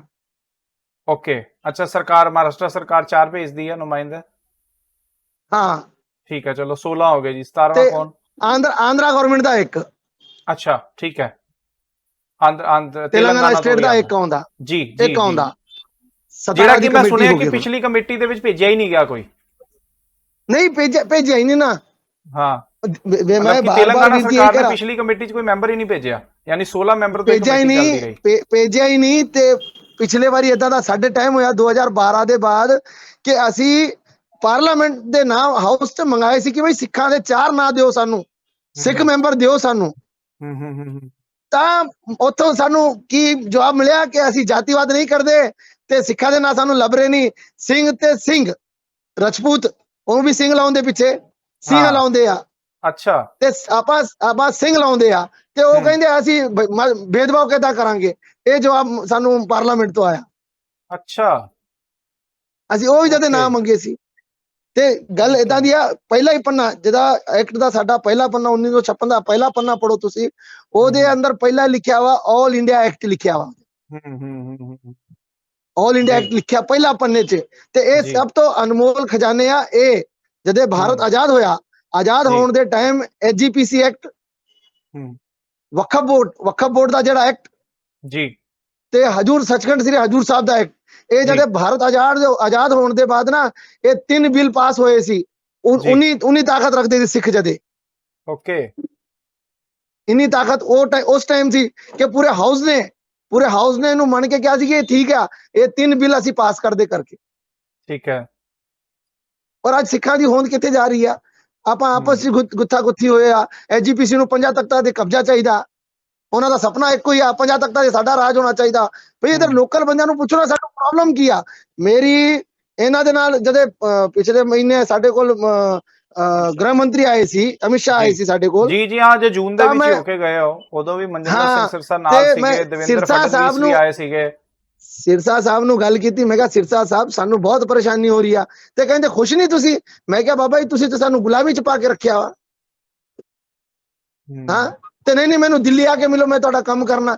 ਇਹ ਸਾਡੀ ਗੱਲ ਹੀ ਨਹੀਂ ਸੁਣਨੀ ਤੁਹਾਨੂੰ, ਤੇ ਸਾਰੇ ਉੱਤੇ ਰਾਜ ਵੀ ਕਰਨਾ ਤੁਹਾਨੂੰ। ਨਹੀਂ ਤੇ ਦਵਿੰਦਰ ਫਡਨਵੀਸ ਵੀ ਉਦੋਂ ਆਏ ਸੀਗੇ, ਉਦੋਂ ਤੁਸੀਂ ਤਾਂ ਬੀਜੇਪੀ ਦੇ ਨਾਲ, ਜੇ ਤੁਸੀਂ ਕਹਿ ਰਹੇ ਹੋ ਤੁਸੀਂ ਜੁੜੇ ਹੋਏ ਹੋ, ਤੇ ਉਹ ਤਾਂ ਤੁਹਾਡੇ ਹੀ ਡਿਪਟੀ ਸੀਐਮ ਹੈਗੇ ਆ, ਤੇ ਤੁਸੀਂ ਉਹਨਾਂ ਤੱਕ ਪਹੁੰਚ ਨਹੀਂ ਕਰ ਪਾਏ। ਅਸੀਂ ਬਾਰ-ਬਾਰ ਕ੍ਰਾਸ ਕੀਤਾ, ਉਹਨਾਂ ਨੇ ਸਾਨੂੰ ਬਹੁਤ ਮਦਦ ਕੀਤੀ ਆ। ਪਰ ਮੈਂ ਤੁਹਾਨੂੰ ਇਹ ਗੱਲ ਦੱਸ ਰਿਹਾ ਕਿ ਮਾਈਂਡ ਸੈਟਅਪ ਕੋਈ ਨਹੀਂ ਕਰਦਾ, ਸਮਝਾ ਨਹੀਂ ਸਕਦਾ। ਸਾਨੂੰ ਬੰਬੇ 600 ਕਿਲੋਮੀਟਰ में ਪੜਦਾ, ਅਸੀਂ 2 ਦਿਨ 4 ਦਿਨ ਰਹਿ ਸਕਦੇ ਆ। ਪਰ ਲੋਕਲ ਜਿੱਥੇ ਤੇ ਬਾਬਾ ਜੀ ਹੈ, ਮਨਾਸ ਆ, ਇਹ ਕਦੇ ਸਮਝਾਇਆ ਨਹੀਂ ਨਾ ਇਹਨਾਂ ਨੇ। ਦੇवेंद्र फडणवीस ਸਾਹਿਬ ਨੇ ਤਾਂ ਸਭ ਤੋਂ ਵੱਡਾ ਕੰਮ ਕੀਤਾ, 61 ਕਰੋੜ ਰੁਪਏ ਕੰਮ ਕੀਤੇ ਆ, ਮਾਫ ਕਰਾਇਆ। ਪਦਰੀਆ ਸਾਹਿਬ ਦੇ ਅੰਦਰ ਇਹ ਭੱਜ ਗਏ ਸੀ ਸਾਡੇ ਤੇ ਕਰਜ਼ਾ ਪਾ ਕੇ 2008 ਦਾ। ਅੱਛਾ ਹਜੂਰ ਸਾਹਿਬ ਦੇ ਉੱਤੇ ਕਰਜ਼ਾ ਪਾਇਆ ਸੀ ਇਹਨਾਂ ਨੇ 61 ਕਰੋੜ ਦਾ। ਫਿਰ ਦੇवेंद्र फडणवीस ਸਾਹਿਬ ਨੂੰ ਜਦੋਂ ਮੁੱਖ ਮੰਤਰੀ ਮਿਲੇ, ਅਸੀਂ ਮਿਲੇ ਉਹਨਾਂ ਨੂੰ ਕਿ ਸਾਹਿਬ ਇਹ ਇਹਦੀ ਗੱਲ ਹੈ ਤੇ ਗੁਰੂ ਗੋਬਿੰਦ ਸਿੰਘ ਮਹਾਰਾਜ ਦੇ ਉੱਤੇ ਕਰਜ਼ਾ ਨਹੀਂ ਰਹਿਣਾ ਚਾਹੀਦਾ। ਉਹਨਾਂ ਨੇ ਮਾਫ ਕਰਾਤਾ, 61 ਕਰੋੜ ਰੁਪਏ ਦੇवेंद्र फडणवीस ਨੇ ਮਾਫ ਕਰਾਏ। ਪਰ ਹੁਣ ਵੀ ਤਾਂ ਉਹਨਾਂ ਨੇ ਕਿਹਾ ਕਿ 27 ਕਰੋੜ ਤੋਂ ਵੱਧ ਦਾ ਪ੍ਰੋਫਿਟ ਹੁਣ ਵੀ ਜਿਹੜਾ ਹੈਗਾ ਹਜੂਰ ਸਾਹਿਬ ਬੋਰਡ ਦੇ ਵਿੱਚ, ਉਹ ਕਿਹਾ ਕਿ ਉਹਨਾਂ ਨੇ ਉਸ ਚੀਜ਼ ਨੂੰ, ਪਸਰੀਜਾ ਸਾਹਿਬ ਨੇ ਕਿਹਾ ਕਿ ਉਹ 27 ਕਰੋੜ ਰੁਪਏ ਦਾ ਪ੍ਰੋਫਿਟ ਐਤਕੀ ਉਹ ਬਣਾ ਕੇ ਗਏ ਆ। ਬਾਬਾ ਜੀ ਮੇਰੀ ਗੱਲ ਸੁਣੋ, ਅਸੀਂ ਜਦ ਆਏ ਸੀ ਨਾ, ਅਸੀਂ ਜਦ 270 ਕਰੋੜ ਦੇ ਐਫਡੀਆਂ ਸੀ। ਹੁਣ ਤੁਹਾਡੇ ਕੋਲ 50 ਕਰੋੜ ਦੇ ਐਫਡੀ ਨਹੀਂ ਹੈਗੇ, ਤੇ ਲੋਕਾਂ ਦੀ ਪੇਮੈਂਟ ਕੰਮ ਕਰਕੇ, ਲੋਕਾਂ ਨੂੰ ਡਿਸਮਿਸ ਕਰਕੇ, ਤੇ ਲੋਕਾਂ ਦੇ ਜਿਹੜੇ 12000 ਪੇਮੈਂਟ ਸੀ ਉਹਨੂੰ 10000 ਕਰਕੇ, ਇਹਦੇ ਅੰਦਰ ਪ੍ਰੋਫਿਟ ਕਮਾ ਲੋਗੇ ਤੁਸੀਂ? ਇਹ ਕਾਹਦਾ ਪ੍ਰੋਫਿਟ ਹੈ? ਪਰ ਉਹਨੇ ਕਿਹਾ ਕਿ ਨਜਾਇਜ਼ ਬਹੁਤ ਕਬਜ਼ੇ ਬਹੁਤ ਹੋਏ ਸੀਗੇ, ਜਿਹੜੇ ਕਿ ਕੁਝ ਮੈਂਬਰਾਂ ਦੇ ਵੀ, ਉਹਨਾਂ ਨੇ ਕਿਹਾ ਕਿ ਕੁਝ ਮੈਂਬਰਾਂ ਵੱਲੋਂ ਵੀ ਕੁਝ ਕਬਜ਼ੇ ਕੀਤੇ ਗਏ ਸੀਗੇ, ਬਹੁਤ ਸਾਰੀਆਂ ਉਹਦੇ ਵਿੱਚ ਕੋਤਾਹੀਆਂ ਸੀਗੀਆਂ, ਜਿਹਦੇ ਕਰਕੇ ਜਿਹੜੇ ਹੈਗੇ ਆ ਨਜਾਇਜ਼ ਹੀ ਰੱਖੇ ਗਏ ਸੀਗੇ। ਉਹਨਾਂ ਨੇ ਕੁਝ ਮੈਂਸ਼ਨ ਵੀ ਕੀਤਾ। ਮੈਂ ਇੱਕ ਇੰਟਰਵਿਊ ਦੇਖ ਰਿਹਾ ਸੀਗਾ, ਉਹਦੇ ਵਿੱਚ ਉਹਨਾਂ ਨੇ ਕਿਹਾ ਕਿ ਡਰਾਈਵਰ ਦੇ ਕੋਲ ਡਰਾਈਵਿੰਗ ਲਾਇਸੈਂਸ ਨਹੀਂ, ਫਿਰ ਵੀ ਉਹਨੂੰ ਡਰਾਈਵਰ ਦੀ ਤਨਖਾਹ ਮਿਲਦੀ ਹੈ। ਤੁਹਾਨੂੰ ਲੱਗਦਾ ਕਿ ਇਹੋ ਜਿਹੀ ਬਹੁਤ ਸਾਰੀ ਕੋਤਾਹੀਆਂ ਬੋਰਡ ਦੇ ਵਿੱਚ ਸੀਗੀਆਂ? ਆਪਾਂ ਜੇ ਮੰਨ ਲੈਂਦੇ ਆ, ਤੇ ਪਿਛਲੇ ਤੁਸੀਂ ਤਾਂ ਮੈਂਬਰ ਵੀ ਰਹੇ ਹੋ, ਜਾਂ ਪਿਛਲਾ ਜਿਹੜਾ ਕਾਰਜਕਾਲ ਸੀਗਾ ਮਨਾਸ ਸਾਹਿਬ ਦਾ, ਉਸ ਕਾਰਜਕਾਲ ਬਾਰੇ ਕੀ ਕਹਿਣਾ ਚਾਹੋਗੇ? ਉਹ ਬਰਖਾਸਤ ਕਿਉਂ ਕੀਤਾ ਗਿਆ? ਇਹ ਵੀ ਇੱਕ ਵੱਡਾ ਸਵਾਲ ਨਹੀਂ ਬਣਦਾ? ਸਭ ਤੋਂ ਬੇਕਾਰ ਕਾਰਜਕਾਲ ਸੀ, ਕੋਈ ਕੰਮ ਨਹੀਂ ਹੋਇਆ ਇੱਕ। ਤੇ ਉਹੀ ਤਾਂ ਮੈਂ ਕਹਿ ਰਿਹਾ ਕਿ ਇੱਕ ਵੱਡਾ ਕਾਰਨ ਹੈ ਕਿ ਕੋਰਟ ਜਿਹੜੀ ਹੈ, ਮਹਾਰਾਸ਼ਟਰ ਜਿਹੜੀ ਕੋਰਟ ਹੈ, ਹਾਈ ਕੋਰਟ ਉਸ ਬੋਰਡ ਨੂੰ ਬਰਖਾਸਤ ਕਰ ਰਹੀ ਹੈ, ਕਿਉਂਕਿ ਉਹਦੀ ਸ਼ਾਇਦ ਕੋਈ ਬੋਰਡ ਦੀ ਕੋਈ ਅੱਛੀ ਵਰਕਿੰਗ ਨਹੀਂ ਹੈ। ਨਹੀਂ ਹੋਈ ਤਾਂ ਮੈਂ ਕਹਿ ਰਿਹਾ, ਮੈਂ ਤੁਹਾਨੂੰ ਜਿਹੜਾ ਸਾਡਾ ਖਜ਼ਾਨਾ ਸੀ 70-80 ਸਾਲ ਦਾ, ਜਿਹੜਾ 골ਡ ਸੀ ਇੱਕ, ਇਹਨਾਂ ਨੇ ਜਿਹੜੇ ਆਪਣੇ ਰਵਿੰਦਰ ਸਿੰਘ ਬੁੰਗਾਈ ਆ, ਇਹਨਾਂ ਨੇ ਕੋਈ ਵੀ ਮੀਟਿੰਗ ਦੀ ਕੋਈ ਪੂਰਤਤਾ ਨਹੀਂ ਕੀਤੀ, ਕੋਈ ਮਿੰਟਸ ਨਹੀਂ ਲਿਖਾ ਇਹਨਾਂ ਨੇ, ਕੋਈ ਸਰਕਾਰ ਤੋਂ ਪਰਮਿਸ਼ਨ ਨਹੀਂ ਲਈ। ਇਹ ਆਪੇ ਆਪਣੇ ਮਰਜ਼ੀ ਨਾਲ ਸੋਨਾ ਇਹਨਾਂ ਨੇ ਖਿਲਾਤਾ। ਉਹ ਸੋਨਾ ਪਿਘਲਾ ਕੇ ਵੇਖਿਆ, ਉਹਦੇ ਅੰਦਰ ਕਈ ਲਫੜੇ ਕੀਤੇ ਇਹਨਾਂ ਨੇ। ਹਾਲੇ ਤੱਕ ਸਾਨੂੰ ਜਿਹੜੇ ਕੀਮਤੀ ਉਹਦੇ ਉੱਤੇ ਜਿਹੜੇ ਇਹ ਲੱਗੇ ਸੀ, ਕੀ ਕਹਿੰਦੇ, ਮੋਤੀ ਜਵਾਹਰਾਤ ਪੰਨੇ ਮੋਤੀ, ਉਹਦਾ ਹਾਲੇ ਤੱਕ ਵਿਰਵਾ ਨਹੀਂ ਮਿਲਿਆ ਸਾਨੂੰ। ਤੁਹਾਡੇ ਕੋਲ ਸਬੂਤ ਹੈਗੇ ਇਹਨਾਂ ਗੱਲਾਂ ਦੇ? ਤੁਸੀਂ ਕਾਗਜ਼ ਹੈਗੇ ਮੇਰੇ ਕੋਲ, ਕਾਗਜ਼ ਹੈਗੇ ਪੂਰੇ। ਠੀਕ ਹੈ। ਇੱਕ ਉਹ ਗੱਲ, ਤੇ ਹੁਣ ਜੀ ਤੁਸੀਂ ਜਾਰੀ ਰੱਖ ਸਕਦੇ ਹੋ ਆਪਣੀ ਦੂਜੀ ਯਾਤਰੀ ਨਿਵਾਸ, ਮਹਾਰਾਜਾ ਰਣਜੀਤ ਸਿੰਘ ਯਾਤਰੀ ਨਿਵਾਸ ਸੀ, ਉਹ ਤੋੜਨ ਦੀ ਲੋੜ ਹੀ ਨਹੀਂ ਸੀ। ਉਹ ਸਾਰਾ ਸਾਨੂੰ ਸਾਲ ਦੇ ਅੰਦਰ ਘੱਟ ਤੋਂ ਘੱਟ 3.5 ਕਰੋੜ ਰੁਪਏ ਕਮਾ ਕੇ ਦਿੰਦੀ ਸੀ। ਅੱਛਾ, 3.5 ਕਰੋੜ ਦਾ ਨੁਕਸਾਨ ਹੋਇਆ ਸਾਡਾ ਸਾਲ ਦਾ। ਤੇ ਉਹਨੂੰ ਤੋੜ ਕੇ ਕੀ ਬਣਾਇਆ ਗਿਆ? ਕੁਛ ਨਹੀਂ, ਸਪਾਟ ਕਰਤਾ, ਜ਼ਮੀਨ ਕਰਤੀ ਖੁੱਲੀ, ਬਸ ਗਰਾਊਂਡ ਲੈਵਲ ਕਰਾਤਾ। ਬਸ ਇਹਨਾਂ ਨੂੰ ਟੈਂਡਰ ਚਾਹੀਦੇ ਸੀ ਬੁੰਗਾਈ ਸਾਹਿਬ ਨੂੰ ਤੋੜਨ ਦਾ ਤੋੜਿਆ ਵੀ ਇਹਨਾਂ ਨੇ ਆਪਣੇ ਮਸ਼ੀਨਾਂ ਲਾ ਕੇ। ਕਦੋਂ ਤੋੜਿਆ ਗਿਆ? ਇਹ ਤੋੜਿਆ ਗਿਆ 2019 ਦੇ ਵਿੱਚ। ਕਿਹੜੇ ਕਾਰਜ ਵੇਲੇ? ਕਿਹਦਾ ਕਾਰਜ? ਮਨਾਸ ਸਾਹਿਬ ਦੇ ਟਾਈਮ ਹੀ। ਅੱਛਾ, ਮਨਾਸ ਸਾਹਿਬ ਦਾ ਹੀ ਸੀ। ਓਕੇ। ਔਰ ਤੋੜਨ ਦੀ ਤਾਰੀਖ ਆ 13/6/2019। ਜੀ। ਅੱਛਾ, ਜਿਹੜਾ ਇਹਨਾਂ ਤੇ ਨੇ ਤੁਸੀਂ ਜਿਹੜੀ ਵਿਰੋਧ ਡੇਟ ਨਹੀਂ ਫਿਕਸ ਕੀਤਾ ਕਰਾਈ ਇਸ ਸੀ, ਗੱਲ ਦਾ? ਤੁਸੀਂ ਉਦੋਂ ਵਿਰੋਧ ਨਹੀਂ ਚੁੱਕਿਆ? ਮੈਂ ਵਿਰੋਧ ਕੀਤਾ। ਮੇਰੇ ਨਾਂ ਤੇ ਕਲੈਕਟਰ ਨੂੰ ਇਹਨਾਂ ਨੇ ਕੰਪਲੇਨ ਕੀਤੀ ਆ, ਆਈਜੀ ਤੱਕ ਮੇਰੀ ਕੰਪਲੇਨ ਕੀਤੀ ਆ, ਮੇਰੇ ਕੋਲ ਲਿਖਤ ਉਹਦੇ ਸਬੂਤ ਆ। ਮੈਂ ਲਿਖ ਕੇ ਦਿੱਤਾ ਸੀ ਕਿ ਸਰਾ ਤੋੜਨ ਦੀ ਇਹਨੂੰ ਲੋੜ ਨਹੀਂ ਆ ਤੇ ਕੋਈ ਮਿੰਟਸ ਚ ਪਾਸ ਨਹੀਂ ਹੋਇਆ, ਇਹ ਇਲੀਗਲ ਹੈ ਕਰਕੇ। ਮੈਂ ਸਰਕਾਰ ਦਰਬਾਰੇ ਵੀ ਉਹਦੀ ਹੋਣ ਲਾਈ, ਮੇਰੇ ਕੋਲ ਕਾਗਜ਼ ਆ ਲਿਖੇ ਹੋਏ। ਮੈਂ ਬਿਨਾਂ ਸਬੂਤ ਨਾਲ ਗੱਲ ਨਹੀਂ ਕਰਦਾ ਵੀਰ ਜੀ, ਓਕੇ, ਕਿਉਂਕਿ ਜੇ ਮੂੰਹ ਤੇ ਕਹਿਤਾ ਤੇ ਉਹ ਪਰੇਸ਼ਾਨੀ ਹੋ ਜਾਣੀ ਨਾ। ਅੱਛਾ, ਉਹਦੀ ਜਗ੍ਹਾ ਤੇ ਹੁਣ ਤੱਕ ਕੁਝ ਬਣਾਇਆ ਵੀ ਨਹੀਂ ਆ? ਕੁਝ ਵੀ ਨਹੀਂ ਬਣਾਇਆ, ਕੁਝ ਨਹੀਂ। ਤੇ ਹੋਰ ਤੁਸੀਂ ਕਿਹਾ ਪਥਰੀਆ ਸਾਹਿਬ ਨੇ 27 ਕਰੋੜ ਦਾ ਕੰਮ ਕਰਾਇਆ। ਮੈਨੂੰ ਦੱਸੋ ਗਾਰਡਨ ਲੋੜ ਹੈ ਗਾਰਡਨ ਦੀ? ਕਿਉਂਕਿ ਸਾਨੂੰ ਪਿਕਨਿਕ ਪਾਰਕ ਨਹੀਂ ਚਾਹੀਦਾ, ਸਾਨੂੰ ਮੱਥਾ ਟੇਕਣ ਆਉਣਾ ਵਾ ਇੱਥੇ, ਦਰਬਾਰ ਸਾਹਿਬ ਆਉਣਾ। ਇਹਨਾਂ ਨੇ 2 ਕਰੋੜ ਰੁਪਏ ਪਾਰਕਿੰਗ ਚ ਲਾ ਕੇ ਨਾ ਇਹਨਾਂ ਨੇ ਇੱਕ ਗਾਰਡਨ ਬਣਾਇਆ, ਪਰ ਉਹਦੇ ਸਾਹਮਣੇ ਬਾਬਾ ਦਇਆ ਸਿੰਘ ਜੀ ਸਰਾਵਾ, ਉਹਨੂੰ 4 ਦੇ ਮੰਜ਼ਿਲਾਂ ਤੇ ਲਿਫਟ ਨਹੀਂ ਹੈਗੀ, ਉਹ ਲਿਫਟ ਦਾ ਕੰਮ ਨਹੀਂ ਕਰਾ ਸਕਦੇ। 2 ਕਰੋੜ ਗਾਰਡਨ ਚ ਲਾ ਸਕਦੇ ਆ, ਠੀਕ ਹੈ ਨਾ, ਪਰ ਉਹ ਲਿਫਟ ਨਹੀਂ ਲਈ, ਹਾਲੇ ਤੱਕ ਪੂਰੀ ਲਿਫਟ ਨਹੀਂ ਹੋਈ। ਯਾਤਰਾ ਨੂੰ ਪਰੇਸ਼ਾਨੀ ਹੁੰਦੀ ਆ। ਅਸੀਂ ਕਿਹਾ ਸਰਾ ਬਣਾਓ ਛੇਤੀ ਤੋਂ ਛੇਤੀ। ਇਹ ਮਸਲੇ ਤੁਸੀਂ ਚੁੱਕੇ ਉਹਨਾਂ ਦੇ ਅੱਗੇ ਕੀ ਇਹ ਰਿਕੁਆਇਰਮੈਂਟ ਹੈਗੀ? ਸਾਰੇ ਇਹ ਬਾਰੇ ਤੁਸੀਂ ਪਤਰੀਆ ਸਾਹਿਬ ਨੂੰ ਪੁੱਛ ਸਕਦੇ ਆ ਕਿ ਰਾਜਿੰਦਰ ਸਿੰਘ ਪੁਜਾਰੀ ਤੁਹਾਡੇ ਕੋਲ ਆ ਕੇ ਮਸਲੇ ਚੁੱਕਿਆ ਨਹੀਂ ਚੁੱਕਿਆ, ਪੁੱਛੋ ਤੁਸੀਂ। ਪਰ ਉਹਨਾਂ ਤਾਂ ਕਹਿੰਦੇ ਕਿ ਉਹ ਬਹੁਤ ਸਾਰੇ, ਜਿਸ ਤਰ੍ਹਾਂ ਕਿ ਲੇਜ਼ਰ ਸ਼ੋ ਸ਼ੁਰੂ ਕਰਾਣਾ, ਬਹੁਤ ਸਾਰੇ ਡਿਵੈਲਪਮੈਂਟ ਦੇ ਕੰਮ ਉੱਥੇ ਜਿਹੜਾ ਹੈਗਾ, ਲਾਈਟਸ ਕਈ ਬੰਦ ਰਹਿੰਦੀਆਂ ਸੀਗੀਆਂ, ਬੜਾ ਕੁਝ ਸੀਗਾ ਕਿ ਮਤਲਬ ਜੀ। ਆਪਾਂ ਜਿਹੜਾ ਲੇਜ਼ਰ ਸ਼ੋ ਆ, ਠੀਕ ਹੈ ਨਾ ਜੀ, ਲੇਜ਼ਰ ਸ਼ੋ ਬਰਸਾਤ ਲੱਗੇ ਹੋਏ ਆ, ਲੇਜ਼ਰ ਸ਼ੋ ਦੀ ਹੁਣ ਲੋੜ ਨਹੀਂ ਬਰਸਾਤਾਂ ਦੇ ਅੰਦਰ ਜੀ, ਠੀਕ ਹੈ ਨਾ। ਉਹਦਾ ਥੋੜਾ ਬਹੁਤ ਮੇਨਟੇਨੈਂਸ ਕਰਨਾ ਚਾਹੀਦਾ ਵਾ, ਪਰ ਇਹਨਾਂ ਨੇ ਮੇਨਟੇਨੈਂਸ ਬੰਦ ਕਰਾਇਆ। ਜਿਹੜੇ ਚੀਜ਼ਾਂ ਨਹੀਂ ਬਦਲਣ ਵਾਲੇ ਆ ਉਹ ਵੀ ਬਦਲਾਏ ਆ ਇਹਨਾਂ ਨੇ, ਜਿਹੜੇ ਮਸ਼ੀਨਾਂ ਨਹੀਂ ਬਦਲਾਉਣੇ ਸੀ ਉਹ ਵੀ ਬਦਲਾਇਆ। ਇਹਨਾਂ ਦਾ ਨਾਂ ਕੱਟਤਾ ਸੀ, ਉਹ ਨਾਂ ਪਾਉਣ ਦੇ ਵਾਸਤੇ ਕਾਫੀ ਜਦੋਜਹਿਦ ਕਰਕੇ ਇਹਨਾਂ ਦਾ ਨਾਂ ਪਾਇਆ ਇਹਨਾਂ ਨੇ ਕਿ ਮੇਰੇ ਹੱਥ 'ਚ ਕੰਮ ਹੋਇਆ ਕਰਕੇ। ਹਾਂ, ਤੇ ਜਦੇ ਇਹਨਾਂ ਨੂੰ ਅਸੀਂ 10 ਵਾਰੀ ਆਖਿਆ, ਜਿੰਨੇ ਅੰਦਰ ਟਾਈਲਸ ਲੱਗੀ ਆ, ਤਖਤ ਸਾਹਿਬ ਦੇ ਅੰਦਰ ਟਾਈਲਸ ਲੱਗੀ ਆ, ਉਹ ਟਾਈਲਸ ਦਾ ਸਭ ਤੋਂ ਵੱਡਾ ਘੋਟਾਲਾ ਵਾ। ਟਾਈਲਸ ਦਾ ਜਿਹੜਾ ਵੱਡਾ ਘੋਟਾਲਾ ਉਹ MM ਦੇ ਅੰਦਰ ਆਉਂਦਾ। MM ਦੇ ਅੰਦਰ ਇਹਨਾਂ ਨੇ ਕਰਪਸ਼ਨ ਕੀਤਾ। 2008 ਦੇ ਅੰਦਰ ਬਾਬਾ ਜੀ ਮੇਰੇ ਕੋਲ ਤੇ ਫਾਈਲ ਇੰਨੇ ਆ ਕਿ 20,000 ਪੇਪਰ ਨੇ ਮੇਰੇ ਕੋਲ, 20,000। ਤੁਸੀਂ ਇਸ ਚੀਜ਼ ਨੂੰ ਲੈ ਕੇ ਹਜੇ ਤੱਕ, ਜੇ ਤੁਹਾਡੇ ਕੋਲ ਇਹਨੇ ਸਬੂਤ ਪਏ, ਤੁਸੀਂ ਤਾਂ ਕੋਰਟ ਕੇਸ ਕਰ ਸਕਦੇ ਸੀਗੇ। ਕੀਤਾ ਨਾ ਮੇਰੇ ਵੀਰ ਜੀ, ਅਸੀਂ ਕੀਤਾ ਨਾ। ਅਸੀਂ ਇਹਨਾਂ ਨੂੰ 2010 ਦੇ ਅੰਦਰ ਸਾਰਾ ਫੜ ਕੇ 2011 ਦੇ ਅੰਦਰ ਕੋਰਟ ਦੇ ਅੰਦਰ ਜਾ ਕੇ ਬਲੇਮ ਕਰਾ ਕੇ ਇਹਨਾਂ ਨੂੰ ਤਾਂ ਭਜਾਇਆ ਨਾ ਕੋਰਟ ਤੋਂ। ਪਥਰੀਆ ਸਾਹਿਬ ਨੂੰ ਵੀ ਭਜਾਇਆ ਕੋਰਟ ਤੋਂ। ਸਰਕਾਰ ਥੋੜੀ ਕਿ ਉਹਨਾਂ ਨੂੰ ਖਾਰਿਜ ਕੀਤੀ। ਫਿਰ ਦੁਬਾਰਾ ਉਹਨਾਂ ਨੂੰ ਕਿਦਾਂ, ਫਿਰ ਦੁਬਾਰਾ ਅਪਾਇੰਟਮੈਂਟ ਕਿਸ ਤਰ੍ਹਾਂ ਹੋ ਸਕਦੀ ਹੈ ਫਿਰ ਉਹਨਾਂ ਦੀ? ਵੇਖੋ, ਜਿਨ੍ਹਾਂ ਨੂੰ ਲਾਲਚ ਹੁੰਦੀ, ਜਿਨ੍ਹਾਂ ਨੂੰ ਮੇਰੀ ਗੱਲ ਸੁਣੋ ਨਾ, ਜਿਨ੍ਹਾਂ ਨੂੰ ਲਾਲਚ ਹੁੰਦੀ ਆ ਉਹ ਬਾਰ-ਬਾਰ ਆ ਜਾਂਦੇ ਆ। ਤੇ ਜੇ ਤੁਸੀਂ ਕੋਈ ਪਾਪ ਛੱਡਿਆ ਹੋਣਾ, ਉਹ ਮਿਟਾਉਣ ਨੂੰ ਤੁਸੀਂ ਵਾਪਿਸ ਆਣਾ ਹੀ ਨਾ ਉੱਥੇ। ਅਜ਼ੀਜ਼ ਕਾਂਚ ਵਾਲਾ ਕਰਕੇ ਨਾ, ਬੰਬੇ ਦਾ ਇੱਕ ਆਰਕੀਟੈਕਟ ਸੀ, ਪੇਂਟਰ ਸੀ, ਉਹਦਾ ਨਾਂ ਅਜ਼ੀਜ਼ ਕਾਂਚ ਵਾਲਾ। ਹਾਂ, ਇਹਨਾਂ ਨੇ ਮਿਊਜ਼ੀਅਮ ਦੇ ਪੈਸੇ ਦਿੱਤੇ 3 ਕਰੋੜ 55 ਲੱਖ ਰੁਪਏ ਮਿਊਜ਼ੀਅਮ ਬਣਾਉਣ ਦੇ। ਉਹ ਭੱਜ ਗਿਆ ਪੈਸੇ ਲੈ ਕੇ। ਮਿਊਜ਼ੀਅਮ ਦਾ ਹਾਲੇ ਤੱਕ ਕੰਮ ਕੰਪਲੀਟ ਨਹੀਂ ਹੋਇਆ। ਤੇ ਉਹਦੇ ਬਾਰੇ ਕੀ ਬੋਰਡ ਨੇ ਕੋਈ ਉਹਦੇ ਬਾਰੇ ਕੋਈ ਕੋਰਟ ਕੇਸ ਕੀਤਾ? ਇਨਕੁਆਇਰੀ ਲਈ ਸੀ, ਇਨਕੁਆਇਰੀ ਮੈਂ ਕੀਤੀ ਆ ਪਥਰੀਆ ਸਾਹਿਬ ਨੂੰ ਬਿਠਾ ਕੇ, ਉਹਦੀ ਰਿਪੋਰਟ ਮੈਂ ਬਣਾਈ ਸੀ। ਫਿਰ ਮੁੱਦਾ ਵੀ ਮੈਂ ਚੁੱਕਿਆ ਸੀ। ਬਾਅਦ ਚ ਮੈਂ ਮੈਂਬਰ ਆਉਣ ਦੇ ਬਾਅਦ ਮੀਟਿੰਗ ਵੀ ਮੈਂ ਲਈ ਸੀ ਕਿ ਇਹਦੇ ਅੰਦਰ ਇੰਨੇ ਪੈਸੇ ਹੈ। ਇਹਨਾਂ ਨੇ ਰਿਪੋਰਟ ਫਰਜ਼ੀ ਬਣਾ ਕੇ ਦੇਤੀ। ਗੁਰੂ ਗ੍ਰੰਥ ਸਾਹਿਬ ਭਵਨ ਬਣਾਇਆ, ਹਾਲੇ ਹੁਣ ਜਾ ਕੇ ਵੇਖ ਲਓ ਤੁਸੀਂ, ਪਾਣੀ ਜਦੋਂ ਮੀਂਹ ਪੈਂਦਾ ਨਾ, ਗੁਰੂ ਗ੍ਰੰਥ ਸਾਹਿਬ ਭਵਨ ਦੇ ਅੰਦਰ ਗੋਡਿਆਂ ਦੇ ਉੱਤੇ ਪਾਣੀ ਰਹਿੰਦਾ, ਗੋਡਿਆਂ ਦੇ ਉੱਤੇ।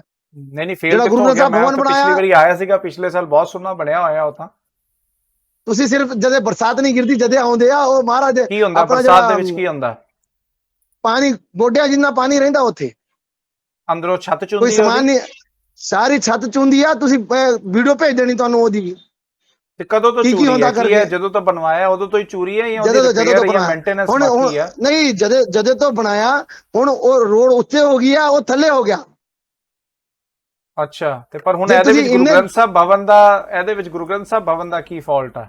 ਹੁਣ ਰੋਡ ਉੱਚੀ ਹੋ ਗਈ, ਤੁਹਾਨੂੰ ਕੀ ਲੱਗਦਾ? ਇਹ ਤੇ ਇੱਕ ਮੇਨਟੇਨੈਂਸ ਦੇ ਵਿਸ਼ੇ ਹੈ। ਜਿਹੜੀ ਚੀਜ਼ 2008 ਚ ਬਣੀ ਸੀਗੀ, ਜੇ ਆਪਾਂ 2022 ਜਾਂ 23 ਦੇ ਵਿੱਚ ਉਹਦੇ ਬਾਰੇ ਗੱਲ ਕਰਾਂਗੇ ਤੇ ਤੁਹਾਨੂੰ ਨਹੀਂ ਲੱਗਦਾ 12 13 14 ਸਾਲ ਦੇ ਵਿੱਚ ਬਹੁਤ ਸਾਰੇ ਚੇਂਜਸ ਆ ਸਕਦੇ ਆ? ਮੇਨਟੇਨੈਂਸ ਦੇ ਵਿੱਚ ਤੁਹਾਨੂੰ ਲੱਗਦਾ ਕਿ ਹਰ ਇੱਕ ਚੀਜ਼ ਅਸੀਂ ਫਾਊਂਡੇਸ਼ਨ ਕਰਦੇ ਹਾਂ, ਤੁਹਾਨੂੰ ਲੱਗਦਾ ਕਿ ਉਹਦੀ ਮੇਨਟੇਨੈਂਸ ਵੀ ਤਾਂ ਬੋਰਡ ਨੂੰ ਕਰਨੀ ਚਾਹੀਦੀ ਹੈ ਨਾ? ਮੇਰੀ ਗੱਲ ਸੁਣੋ ਨਾ, ਜਦ ਅਸੀਂ ਦੂਰਦ੍ਰਿਸ਼ਟੀ ਰੱਖਦੇ ਨਾ, ਮੈਨੂੰ ਕਾਬਿਲ ਇਸ ਕਰਕੇ ਲੋਕੀ ਪਛਾਣਦੇ ਹੋਊਗੇ। ਜੇ ਪਥਰੀਆ ਸਾਹਿਬ ਦੀ ਵੀ ਗੱਲ ਕਰ ਰਿਹਾ, ਮੇਰੀ ਵੀ ਕਰ ਰਿਹਾ, ਮੈਂ ਤੁਹਾਡੀ ਵੀ ਕਰ ਰਿਹਾ। ਆਪਾਂ ਬੁੱਧੀਜੀਵੀ ਜ਼ਿਆਦਾ ਸੋਚਦੇ ਕਰਕੇ ਲੋਕੀ ਆਪਾਂ ਨੂੰ ਅੱਗੇ ਲਿਆਉਂਦੇ ਆ।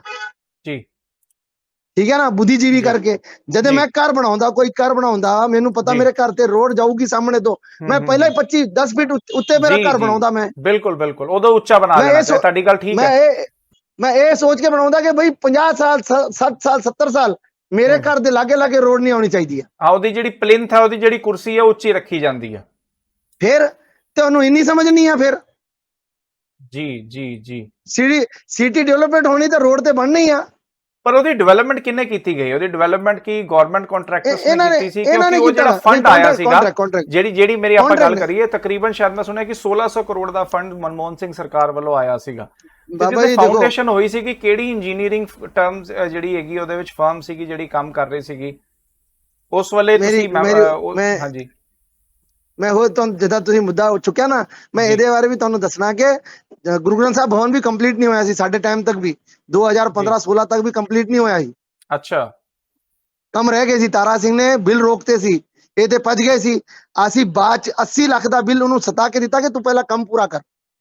ਜੀ ਉਹ ਮੀਟਿੰਗ 'ਚ ਮੈਂ ਬੈਠਿਆ ਹੋਇਆ ਕਿਉਂਕਿ ਮੈਂ ਮੈਂਬਰ ਸੀ ਨਾ। ਜੀ ਜੀ ਜੀ ਇਹਨਾਂ ਨੇ 2008 ਦੇ ਜਿੰਨੇ ਪਲਾਨ ਚਲਾਇਆ ਅੱਧੇ ਸੀ, ਪੂਰੇ ਨਹੀਂ ਹੋਏ ਕਦੇ। ਅੱਛਾ, ਇਹ ਸਾਰੇ ਜਿਹੜੇ ਤੁਸੀਂ ਕੇਸਿਸ ਕਹਿ ਰਹੇ ਹੋ, ਕਦੀ ਇਹਨਾਂ ਚੀਜ਼ ਬਾਰੇ ਤੁਹਾਨੂੰ ਲੱਗਦਾ ਬੋਰਡ ਦੇ ਵਿੱਚ ਆਡਿਟਿੰਗ ਦੇ ਵੇਲੇ ਜਾਂ ਉਸ ਵੇਲੇ ਕੋਈ ਇਸ ਚੀਜ਼ ਦੀ ਕੋਈ ਇਨਵੈਸਟੀਗੇਸ਼ਨ ਕੀਤੀ ਗਈ? ਜੇ ਕੋਈ ਵੀ ਜੇ ਕੁਝ ਵੀ ਜੇ ਹੋਇਆ ਤਾਂ ਕਲੈਕਟਰ ਸਾਹਿਬ ਦੇ ਕੋਲ ਇਹਦੀ ਇਨਕੁਆਇਰੀ ਪੂਰੀ ਪਈ ਆ, ਪਰ ਸਿਰਫ ਇੰਨਾ ਕਿ ਅਸੀਂ ਵੱਡੇ ਅਹੁਦੇ ਤੇ ਬੈਠੇ ਆ, ਅਸੀਂ ਰੋਕ ਲੈਂਦੇ ਆ। ਇਨਕੁਆਇਰੀ ਇੱਕ ਨਹੀਂ, ਇਹਨਾਂ ਦਾ ਅਸੀਂ ਘੱਟ ਤੋਂ ਘੱਟ 70 ਦਿਨ ਮੋਰਚਾ ਚਲਾਇਆ ਸੀ। ਪਰ ਇੱਕ ਖਬਰ ਹੋਰ ਵੀ ਆਂਦੀ ਹੈ ਕਿ ਬਹੁਤ ਸਾਰੇ ਮੈਂਬਰਾਂ ਨੇ ਜਿਹੜੇ ਉਧਰ ਦੇ ਮੈਂਬਰ ਸੀਗੇ, ਲੋਕਲ ਮੈਂਬਰਾਂ ਨੇ ਆਪਣਾ ਹੋਲਡ ਰੱਖ ਕੇ ਕੁਝ ਜ਼ਮੀਨਾਂ ਦੇ ਕਿਰਾਏ ਤੇ ਲੈ ਲਿਆ ਸੀਗਾ ਔਰ ਅੱਗੇ ਉਹਨਾਂ ਨੂੰ ਵੱਡੇ ਮੋਟੇ ਕਿਰਾਏ ਤੇ ਅੱਗੇ ਚਾੜ ਦਿੱਤਾ ਗਿਆ ਸੀਗਾ। ਇਹੋ ਜਿਹੇ ਕੁਝ ਕਬਜ਼ੇ ਵੀ ਕੀਤੇ ਹੋਏ ਸੀਗੇ। ਉਸ ਬਾਰੇ ਤੁਹਾਡਾ ਕੀ ਕਹਿਣਾ? ਨਾ ਉਸ ਬਾਰੇ ਨਹੀਂ, ਮੇਰੀ ਗੱਲ ਸੁਣੋ, ਉਹਦਾ ਵੀ ਖੁਲਾਸਾ ਕਰਨਾ ਮੈਂ ਤੁਹਾਨੂੰ। ਵੇਖੋ, ਪਹਿਲਾਂ ਇਹ ਜ਼ਮੀਨਾਂ ਅੱਜ ਨਹੀਂ ਗਏ ਆ, ਅੱਜ ਤੇ ਨਹੀਂ ਹੈਗੇ ਆ। ਇਹ ਜ਼ਮੀਨ ਘੱਟ ਤੋਂ ਘੱਟ ਚੀਜ਼ਾਂ 40-40 ਸਾਲ ਪੁਰਾਣੇ ਆ, ਜਿਹਦੇ ਨਾਂਦੇੜ ਨਾ ਵੱਡਾ ਵੀ ਨਹੀਂ ਸੀ ਜੀ, ਠੀਕ ਹੈ ਨਾ। ਪਰ ਉਹ ਜਿਹੜੇ ਲੋਕੀ ਜਿਨ੍ਹਾਂ ਨੇ ਲਏ ਮੈਂਬਰਾਂ ਨੇ, ਉਹਨਾਂ ਨੇ ਕੀ ਕਿਰਾਇਆ ਨਹੀਂ ਭਰਿਆ, ਇੱਥੇ ਕਿਰਾਇਆ ਨਹੀਂ ਪੇਡ ਕੀਤਾ ਜੀ। ਪਰ ਬਹੁਤ ਨੋਮੀਨਲ ਕਿਰਾਇਆ, ਮੈਂ ਸੁਣਿਆ ਕਿ 500 ਰੁਪਏ ਕਿਰਾਇਆ ਵੀ ਉਹਦੇ ਵਿੱਚ ਸੀਗਾ। ਮੇਰੀ ਗੱਲ ਸੁਣੋ ਨਾ, ਸਿੱਖਾਂ ਨੂੰ ਕਿਉਂ ਫੜਦੇ ਹੋ? ਤੁਸੀਂ ਟਾਰਗੇਟ ਸਿੱਖਾਂ ਨੂੰ ਕਰਦੇ ਆ। ਘੱਟ ਤੋਂ ਘੱਟ 1400 ਦੁਕਾਨਾਂ ਦੇ ਅੰਦਰ ਮੈਂ ਸਟੇਟ ਚੇਅਰਮੈਨ ਰਿਹਾ, ਮੈਂ ਸਟੇਟ ਚੇਅਰਮੈਨ ਵੀ ਰਿਹਾ। ਇਹਦਾ ਵੀ ਜਵਾਬ ਤਾਂ ਹੀ ਕਰਕੇ ਦਿੰਦਾ ਮੈਂ। ਸਰਦਾਰਾਂ ਦੇ ਕੋਲ 20 ਤੇ 25 ਦੁਕਾਨਾਂ ਹੋਣੇ ਆ, ਕਿੰਨੇ 20 ਤੋਂ 25 ਹੋਣੇ ਆ। 1400 ਦੁਕਾਨ ਦੇ ਅੰਦਰ ਅਦਰ ਕਾਸਟ ਦੇ ਕੋਲ 1200 ਦੁਕਾਨ ਨੇ, 1300 ਦੁਕਾਨ ਨੇ। ਕਿਰਾਇਆ ਤਾਂ ਸਾਰਿਆਂ ਨੂੰ ਇਦਾਂ ਹੀ ਆ। ਅੱਛਾ, ਸਾਰਿਆਂ ਨੂੰ ਇੰਨਾ ਹੀ ਕਿਰਾਇਆ? ਪਾਲਿਸੀ ਜਿਹੜੀ ਸੀ ਸਾਡੀ ਇਦਾਂ ਹੀ ਸੀ, ਉਹਦੇ ਅੰਦਰ ਚੇਂਜ ਤੇ ਮੈਂ ਕੀਤੇ ਆ ਕਿ 2012 ਦੇ ਬਾਅਦ। ਅੱਛਾ, ਜੋ ਕਿਰਾਇਆ ਵਧਾਇਆ ਫਿਰ ਤੁਸੀਂ ਆ ਕੇ? ਹਾਂ, ਕਿਰਾਇਆ ਵਧਾਇਆ, ਕੇਸ ਕੰਮ ਕਰਾਇਆ। ਜਿਹੜਾ ਬੰਦਾ ਸਿੰਘ ਬਹਾਦਰ ਦਾ ਮਾਰਕੀਟ ਸੀ, ਇਹ ਲੋਕੀ ਡੀਪੀ ਸਿੰਘ ਨੇ ਇਹਨਾਂ ਨੂੰ ਜਿੱਦ ਕੀਤੀ ਆ ਡੀਪੀ ਸਿੰਘ ਦੇ ਟਾਈਮ, ਤੇ ਉਹ ਕੋਰਟ 'ਚ ਚੱਲ ਗਏ। ਕੋਰਟ ਜਾ ਕੇ ਬੈਠ ਗਏ ਤੇ ਉਹਨਾਂ ਦਾ ਕਿਰਾਇਆ ਕੋਰਟ ਦੇ ਅੰਦਰ ਜਮਾ ਹੋ ਰਿਹਾ। ਫਿਰ ਉਹ ਲੋਕੀ ਗੁਰੂ ਸਾਹਿਬ ਨੂੰ ਮੰਨਦੇ ਆ। ਮੈਂ ਉਹਨਾਂ ਦੇ ਕੋਲ ਗਿਆ, 22-25 ਬੰਦੇ ਆ ਮਾਰਵਾੜੀ ਸਿੰਧੀ ਸਮਾਜ ਦੇ। ਫਿਰ ਮੈਂ ਉਹਨਾਂ ਨੂੰ ਹੱਥ ਜੋੜਿਆ ਕਿ ਮੈਂ ਕਿਹਾ ਤੁਸੀਂ ਬੋਰਡ ਦੇ ਉੱਤੇ ਨਹੀਂ, ਗੁਰੂ ਗੋਬਿੰਦ ਸਿੰਘ ਮਹਾਰਾਜ ਦੇ ਉੱਤੇ ਕੇਸ ਕੀਤਾ ਨਾ। ਕੀ ਆਉਂਦਾ ਤਖਤ ਸੱਚਖੰਡ ਸ੍ਰੀ ਹਜੂਰ ਅਬਚਲ ਨਗਰ ਸਾਹਿਬ, ਕਿਹੜੇ ਮੈਂਬਰ ਦਾ ਤੇ ਕਿਹੜੇ ਸੁਪਰੀਡੈਂਟ ਦਾ ਨਾਂ ਨਹੀਂ ਆਉਂਦਾ। ਮੈਂ ਕਿਹਾ ਪਹਿਲਾਂ ਜੀ ਤਾਂ ਉਹਨਾਂ ਨੇ ਮੇਰੀ ਗੱਲ ਮੰਨੀ ਆ ਕੇ ਕੇਸ ਵਾਪਿਸ ਕਰਾਇਆ। ਜਿਹੜਾ ਕਿਰਾਇਆ ਮੈਂ ਡੀਪੀ ਸਿੰਘ ਨੇ ਆਖਿਆ ਸੀ 5000, ਮੈਂ ਇਦਾਂ ਨਹੀਂ ਕਰਨਾ, ਮੈਂ 3000 ਕਰੋ ਤੇ 2 ਸਾਲ ਦੀ ਲੀਜ਼ ਕਰੋ, 15% ਤੁਹਾਡਾ ਕਿਰਾਇਆ ਬਣ ਜਾਣਾ। ਹੁਣ ਉਹ ਮਾਰਕੀਟ ਦਾ ਕਿਰਾਇਆ 12,000 ਹੋ ਗਿਆ, ਨਵੀਂ ਲੀਜ਼ ਬਣ ਗਈ ਸਾਡੀ। ਯਾਨੀ ਕਿ ਰਿਵਾਈਜ਼ ਜਿਹੜੇ ਹੋਣੇ ਚਾਹੀਦੇ ਸੀਗੇ, ਸਮੇਂ ਤੇ ਰਿਵਾਈਜ਼ ਨਹੀਂ ਹੋ ਪਾਏ। ਹਾਂ, ਤੇ ਦੂਜੀ ਗੱਲ ਏਦਾਂ ਹੁੰਦਾ, ਜਦੋਂ ਤੁਸੀਂ ਗੱਲ ਪੁੱਛ ਰਹੇ ਹੋ ਨਾ, ਵੇਖੋ ਮੁੱਖ ਮੰਤਰੀ, ਪ੍ਰਧਾਨ ਮੰਤਰੀ, ਕੋਈ ਵੀ ਲੀਡਰਸ਼ਿਪ ਚੱਲਦੀ ਨਾ, ਉਹ ਨਾਲ ਦੇ ਬੰਦਿਆਂ ਨੂੰ ਲੈ ਕੇ ਚਲਾਉਣੀ ਪੈਂਦੀ ਆ। ਇਹ ਮੈਂ ਹੋਰ ਗੱਲ ਦੱਸਣੀ ਆ, ਜਿੰਨੇ ਬਾਹਰ ਦੇ ਪ੍ਰਧਾਨ ਆਉਂਦੇ ਨਾ, ਈਰਖਾ ਕਰਦੇ ਆ ਸਾਡੇ ਤੋਂ, ਮੈਂਬਰਾਂ ਤੋਂ ਈਰਖਾ ਕਰਦੇ ਆ, ਸਾਡੇ ਕੰਮ ਹੀ ਨਹੀਂ ਹੋਣ ਦਿੰਦੇ ਆ। ਲੋਕਲ ਮੈਂਬਰਾਂ ਤੋਂ ਈਰਖਾ ਕਰਦੇ ਆ, ਕੰਮ ਹੀ ਨਹੀਂ ਹੋਣ ਦਿੰਦੇ ਆ। ਜੇ ਤੱਕ ਸਾਡੀ ਆਵਾਜ਼ ਸਾਡੀ ਹੁਣ ਨਹੀਂ ਸੁਣੋਗੇ ਤੁਸੀਂ, ਕੰਮ ਕਿੱਦਾਂ ਦੇ ਹੋਣੇ ਆ? ਕਿਉਂਕਿ ਪ੍ਰੋਬਲਮ ਸਾਨੂੰ ਆ ਹਜੂਰ ਸਾਹਿਬ ਦੇ ਅੰਦਰ। ਸਾਨੂੰ ਪਤਾ ਵਾ ਕੀ ਕਰਨਾ ਚਾਹੀਦਾ, ਕੀ ਨਹੀਂ ਕਰਨਾ ਚਾਹੀਦਾ। ਤੁਸੀਂ ਤਾਂ 2 ਦਿਨ ਰਹਦੇ ਆ, ਪ੍ਰਧਾਨ ਆਉਂਦਾ ਹਫਤੇ 'ਚ 1 ਦਿਨ ਆਉਂਦਾ, ਮਹੀਨੇ 'ਚ 2 ਵਾਰੀ ਆਉਂਦਾ। 2 ਵਾਰੀ ਦਾ ਕੀ ਹੋਣਾ ਦੱਸੋ ਨਾ? ਇੱਥੇ ਪ੍ਰੋਪਰ ਪ੍ਰਧਾਨ ਚਾਹੀਦਾ ਇੱਥੇ ਦਾ, ਜਿਹੜਾ ਰਾਤ ਨੂੰ ਵੀ ਉੱਠ ਕੇ ਆਵੇ, ਦਿਨ ਨੂੰ ਵੀ ਜਾ ਕੇ ਆਫਿਸ ਦੇ ਅੰਦਰ, ਤਾਂ ਕੰਮ ਸ਼ੁਰੂ ਹੁੰਦਾ। ਬਿਲਕੁਲ ਟੈਕਨੀਕਲੀ ਬਿਲਕੁਲ ਠੀਕ ਗੱਲ ਹੈ ਕਿ ਲੋਕਲ ਨੰਦੇੜ ਦਾ ਹੀ ਕੋਈ ਬੰਦਾ ਹੋਵੇ, ਨੁਮਾਇੰਦਾ ਹੋਵੇ, ਜਿਹੜਾ ਇਧਰੋਂ ਇਲੈਕਸ਼ਨ ਲੜਦਾ ਹੋਵੇ, ਜਿੱਤਦਾ ਹੋਵੇ, ਫਿਰ ਜਿਹੜਾ ਦੇਸ਼ ਹਰ ਦੇ ਟਾਈਮ ਬੰਦੇ ਨੂੰ ਨਹੀਂ ਇੱਥੇ ਅਵੇਲੇਬਲ ਰੱਖਾਂਗੇ। ਰਹਿ ਸਕੇ। ਇੱਥੇ ਲੋਕਾਂ ਦੀ ਕੀ ਸਮੱਸਿਆ ਸਾਨੂੰ ਪਤਾ ਵਾ, ਸਾਡੀ ਕੀ ਹਾਲਾਤ ਆ, ਕੋਈ ਸਾਡਾ ਹਾਲਾਤ ਨਹੀਂ। ਜੀ ਜੀ ਬਿਲਕੁਲ ਬਿਲਕੁਲ, ਇਹ ਮੁੱਦਾ ਤੁਹਾਡਾ ਬਿਲਕੁਲ ਠੀਕ ਹੈ ਪੁਜਾਰੀ ਸਾਹਿਬ, ਕਿ ਪ੍ਰਧਾਨ ਜਿਹੜਾ ਵੀ ਹੋਵੇ ਉਹ ਲੋਕਲ ਹੋਵੇ, ਰੋਜ਼ਾਨਾ ਹਾਜ਼ਰੀ ਭਰੇ। ਜਿਸ ਤਰ੍ਹਾਂ ਆਪਾਂ ਦੇਖਦੇ ਹਾਂ ਕਿ ਮੈਂ ਤੁਹਾਨੂੰ ਲਾਈਵ ਐਗਜ਼ਾਮਪਲ ਦੇ ਦਿਆਂ, ਮੈਂ ਦਿੱਲੀ ਚ ਰਹਿੰਦਾ ਵਾਂ ਤੇ ਦਿੱਲੀ ਦੇ ਵਿੱਚ ਆਪਾਂ ਦੇਖਦੇ ਹਾਂ ਦਿੱਲੀ ਸਿੱਖ ਗੁਰਦੁਆਰਾ ਪ੍ਰਬੰਧਕ ਕਮੇਟੀ ਦੇ ਜੇ ਅਸੀਂ ਦਫ਼ਤਰ ਜਾਂਦੇ ਹਾਂ ਤੇ ਰੋਜ਼ਾਨਾ ਸਾਨੂੰ ਜਿਹੜੇ ਦਿੱਲੀ ਸਿੱਖ ਗੁਰਦੁਆਰਾ ਪ੍ਰਬੰਧਕ ਕਮੇਟੀ ਦੇ ਪ੍ਰਧਾਨ ਉੱਥੇ ਅਵੇਲੇਬਲ ਮਿਲਦੇ ਆ, ਭਾਵੇਂ ਉਹ ਕੋਈ ਵੀ ਸਮਾਂ ਹੋਵੇ, ਭਾਵੇਂ ਸੈਕਟਰੀ ਰਹਿਣ ਦਿਓ, ਸਰਨਾ ਸਾਹਿਬ ਦਾ ਪ੍ਰਧਾਨ ਸਮਾਂ ਕੋਈ ਸੀਗਾ ਵੀ ਮਿਲ ਉਦੋਂ ਮਿਲ ਜਾਂਦੇ ਸੀਗੇ, ਮਨਜੀਤ ਸਿੰਘ ਜੀਕੇ ਸਾਹਿਬ ਦਾ ਸਮਾਂ ਸੀ ਉਹ ਮਿਲਦੇ ਸੀਗੇ, ਮਨਜਿੰਦਰ ਸਿੰਘ ਸਰਸਾ ਸਾਹਿਬ ਦਾ ਸਮਾਂ ਸੀ ਉਹ ਮਿਲਦੇ ਸੀ। ਅੱਜ ਹਰਮੀਤ ਸਿੰਘ ਕਾਲਕਾ, ਅੱਜ ਵੀ ਦਫ਼ਤਰ ਜਾਈਦਾ, ਉਹ ਇੱਕ ਟਾਈਮ ਹੈਗਾ ਕਿ ਉਹ ਦੁਪਹਿਰ ਤੋਂ ਲੈ ਕੇ ਸਵੇਰ ਤੋਂ ਲੈ ਕੇ ਸ਼ਾਮ ਤੱਕ ਉਹ ਮਿਲਦੇ ਆ ਦਫ਼ਤਰ ਦੇ ਵਿੱਚ, ਜਨਰਲ ਸੈਕਟਰੀ ਵੀ ਮਿਲਦੇ ਆ, ਸ਼੍ਰੋਮਣੀ ਕਮੇਟੀ ਵੀ ਜਾਈਦਾ। ਸ਼੍ਰੋਮਣੀ ਕਮੇਟੀ ਵੀ ਤਕਰੀਬਨ ਏਦਾਂ ਹੀ ਹੁੰਦਾ ਕਿ ਆਪਾਂ ਜਦੋਂ ਜਾਂਦੇ ਆ ਤੇ ਉਧਰ ਦੇ ਪ੍ਰਧਾਨ ਮੋਸਟਲੀ ਜਿਹੜਾ ਹੈਗਾ, ਵੈਸੇ ਤਾਂ ਪੰਜਾਬ ਬਹੁਤ ਵੱਡਾ ਪਰ ਫਿਰ ਵੀ ਪ੍ਰਧਾਨ ਸੈਕਟਰੀ ਉੱਥੇ ਅਵੇਲੇਬਲ ਹੁੰਦੇ ਆ। ਤਾਂ ਹੀ ਕਹਿ ਰਹੇ ਨਾ ਅਸੀਂ, ਜਿਹੜਾ ਤੁਹਾਡਾ ਦੁੱਖ ਸੁੱਖ ਆ ਤੁਸੀਂ ਕਿਹਨੂੰ ਸੁਣਾਓਗੇ? ਤੇ ਉਹਨੂੰ ਸੁਣਨ ਨੂੰ ਟਾਈਮ ਹੈਗਾ? ਉਹ ਕਹਿੰਦਾ ਬਾਈ ਮੈਂ ਅੱਜ ਹੀ ਆਇਆ, ਮੈਨੂੰ ਕੰਮ ਕਰਨ ਦਿਓ, ਮੈਨੂੰ ਸੈਨ ਮਾਰਨੇ ਆ। ਇਹ ਕਿੱਦਾਂ ਚੱਲੂਗਾ ਕੰਮ? ਸਾਡਾ ਤਾਲਮੇਲ ਕਿੱਦਾਂ ਚੱਲਣਾ ਫਿਰ? ਜੀ ਜੀ ਜੀ। ਹੋਰ ਅੱਛਾ, ਉਹ ਰਾਈ ਤੱਕ ਆਪਾਂ ਦੇਖਦੇ ਆ, ਪਟਨਾ ਸਾਹਿਬ ਤੱਕ ਦੇ ਨਾਲ ਵੀ ਆਪਾਂ ਦੇਖਦੇ ਆ। ਹੁਣੇ ਅਵਤਾਰ ਸਿੰਘ ਹਿੱਤ ਸੀਗੇ ਉਸ ਤੋਂ ਪਹਿਲੇ, ਹੁਣ ਤਾਂ ਖੈਰ ਚਲੋ ਲੋਕਲ ਬਿਹਾਰ ਦੇ ਜਿਹੜੇ ਨੁਮਾਇੰਦੇ ਹੈਗੇ ਉਹਨਾਂ ਨੂੰ, ਜਗਜੋਤ ਸਿੰਘ, ਉਹਨਾਂ ਨੂੰ ਹੀ ਲਾਇਆ ਗਿਆ ਹੈਗਾ। ਪਹਿਲੇ ਵੀ ਆਈ ਸੀਗਾ, ਦਿੱਲੀ ਤੋਂ ਅਪਾਇੰਟ ਕਰ ਦਿੱਤੇ ਜਾਂਦੇ ਸੀਗੇ, ਕਦੀ ਸ਼੍ਰੋਮਣੀ ਕਮੇਟੀ ਦੇ ਪ੍ਰਧਾਨ ਉਧਰ ਦੇ ਪ੍ਰਧਾਨ ਹੁੰਦੇ ਸੀਗੇ। ਸੋ ਯਾਨੀ ਕਿ ਬੜਾ ਕੁਝ ਸੀਗਾ। ਸੋ ਯਾਨੀ ਕਿ ਜਿਹੜੇ ਪੰਜਾਬ ਤੋਂ ਬਾਹਰਲੇ ਤਖਤ ਹੈ ਉਹਨਾਂ ਦੇ ਉੱਪਰ ਸਰਕਾਰ ਕਿਸੇ ਨਾ ਕਿਸੇ ਤਰੀਕੇ ਹਾਵੀ ਹੋਣ ਦੀ ਕੋਸ਼ਿਸ਼ ਕਰਦੀ ਰਹਿੰਦੀ ਹੈ। ਸੋ ਪੁਜਾਰੀ ਸਾਹਿਬ, ਸਮਾਂ ਸਾਡੇ ਕੋਲ ਸੀਮਿਤ ਆ ਕਿਉਂਕਿ ਬਹੁਤ ਦੇਰ ਹੋ ਗਈ ਹੈ। ਆਪਾਂ ਸਿਰਫ ਸ਼ਾਰਟ ਦੇ ਵਿੱਚ, ਹੁਣ ਤੁਸੀਂ ਅਖੀਰ ਦੇ ਵਿੱਚ ਤੁਸੀਂ ਕੀ ਕਹਿਣਾ ਚਾਹੋਗੇ? ਤੁਸੀਂ ਕਹਿ ਰਹੇ ਹੋ ਕਿ 11 ਕਲਮ ਦੇ ਉੱਪਰ ਸੰਸ਼ੋਧਨ ਹੋਣਾ ਚਾਹੀਦਾ, ਇਸ ਦੇ ਉੱਪਰ ਧਿਆਨ ਦੇਣਾ ਚਾਹੀਦਾ। ਗੱਲ ਲਾਜ਼ਮੀ ਵੀ ਹੈ ਕਿ ਜਿਹਦੇ ਕਰਕੇ ਸਰਕਾਰ ਹੀ ਹਮੇਸ਼ਾ ਆਪਣਾ ਨੁਮਾਇੰਦਾ ਕਿਉਂ ਭੇਜ ਰਹੀ ਹੈ। ਦੇਖੋ ਸਰਕਾਰ, ਮੈਂ ਤੁਹਾਨੂੰ ਮੈਂ ਸਿੱਧਾ ਇੱਕ ਗੱਲ ਵੀਰ ਜੀ ਦੱਸਣੀ ਆ। ਵੇਖੋ ਸਰਕਾਰ ਆਪਣਾ ਕੰਮ ਕਰਦੀ ਆ, ਸਰਕਾਰ ਨੂੰ ਕਨਵਿੰਸ ਕਰਨਾ ਸਾਡਾ ਕੰਮ ਆ, ਸਰਕਾਰ ਦਾ ਨਹੀਂ ਆ ਜੀ। ਸਾਡੀ ਜਿਹੜੀ ਦੇਖੋ ਮੈਂ ਅਗਰ ਮੈਂ ਬਿਮਾਰ ਆ, ਮੈਂ ਡਾਕਟਰ ਨੂੰ ਜਾ ਕੇ ਵਿਖਾਉਣਾ ਕਿ ਮੇਰਾ ਪੈਰ ਦੁਖਦਾ, ਹੱਥ ਦੁਖਦਾ, ਕੰਬਰ ਦੁਖਦੀ, ਕੀ ਹੁੰਦਾ, ਤਾਂ ਡਾਕਟਰ ਮੇਰਾ ਇਲਾਜ ਕਰੂਗਾ ਨਾ ਜੀ। ਮੈਂ ਜਾਊਂਗਾ ਸਿੱਧਾ ਮੈਂ ਬਿਮਾਰ ਹੈ ਜੀ, ਉਹਨਾਂ ਨੇ ਵੀ ਬਿਮਾਰੀ ਕੀ ਆ ਤੇਰੀ? ਏਦਾਂ ਸਾਡਾ ਹਾਲ ਹੋ ਗਿਆ। ਰਾਜ ਚਾਹੀਦਾ ਸਾਰਿਆਂ ਨੂੰ, ਕੁਚਲ ਕੇ ਦਬ ਕੇ ਕਿਹਨਾਂ ਦਾ ਵੀ, ਪਰ ਰਾਜ ਚਾਹੀਦਾ ਸਾਨੂੰ। ਪਰ ਇੱਥੇ ਸਾਡਾ ਇੱਕ ਹੀ ਕੰਮ ਆ, ਐਜੀਪੀਸੀ ਸਾਡੇ ਵੱਡੇ ਭਰਾ ਵਾ, ਵੱਡੀ ਸੰਸਥਾ ਵਾ, ਸਿੱਖ ਮੋਰ ਸੰਸਥਾ ਵਾ, ਅਸੀਂ ਮੱਥਾ ਟੇਕਦੇ ਉਹਦੇ ਤੇ ਕਿਉਂਕਿ ਸਿੱਖਾਂ ਦੀ ਸਭ ਤੋਂ ਵੱਡੀ ਜਮਾਤ ਆ। ਤੁਸੀਂ ਮਿਲੋਗੇ ਇਸ ਮਾਮਲੇ ਦੇ ਵਿੱਚ ਸ਼੍ਰੋਮਣੀ ਕਮੇਟੀ ਨੂੰ? ਤੁਸੀਂ ਮਿਲੋਗੇ? ਜਰੂਰ ਜਰੂਰ ਜਰੂਰ ਜਰੂਰ ਜਰੂਰ ਜਰੂਰ ਜਰੂਰ। ਮੈਂ ਹੁਣ ਮਨਜੀਤ ਸਾਹਿਬ, ਜੀਕੇ ਸਾਹਿਬ ਨੂੰ ਵੀ ਫੋਨ ਲਾਇਆ ਸੀ, ਉਹਨਾਂ ਨੂੰ ਵੀ ਲਾਇਆ ਸੀ, ਫੋਨ ਚੁੱਕੇ ਨਹੀਂ, ਪਰ ਗੱਲਬਾਤ ਮੇਰੀ ਵੀ ਸ਼ੁਰੂ ਆ। ਪ੍ਰਧਾਨ ਸਾਹਿਬ ਜੀ ਨੂੰ ਫੋਨ ਲਾਇਆ ਸੀ, ਉਹਨਾਂ ਨੇ ਕਿਹਾ ਜੀ ਸ਼ਾਮ ਗੱਲ ਕਰਾਂਗੇ। ਜ਼ਰੂਰੀ ਆ। ਅਕਾਲ ਤਖਤ ਸਾਹਿਬ ਦੇ ਜਥੇਦਾਰ ਨੂੰ ਵੀ ਫੋਨ ਲਾਇਆ ਸੀ। ਜੀ ਜੀ। ਤੇ ਮੇਰੀ ਗੱਲ ਹੋਰ ਸੁਣੋ, ਮੇਰੀ ਮੈਂ ਛੋਟੀ ਜਿਹੀ ਹੋਰ ਗੱਲ, ਇੱਕ ਗੱਲ ਵੇਖੋ, ਲੋਕੀ ਹੁਣ ਇੰਨਾ ਚਿੱਕਾ ਪੌੜਾ ਪਾਉਂਦੇ ਆ ਕਿ ਜਥੇਦਾਰ ਜੇਬ ਤੋਂ ਨਿਕਲਦੇ ਆ, ਅਸੀਂ ਤਾਂ ਜੇਬ ਤੋਂ ਨਹੀਂ ਲਿਆਉਂਦੇ ਨਾ ਜਥੇਦਾਰ। ਜੀ ਜੀ ਜੀ ਜੀ ਜੀ ਬਿਲਕੁਲ।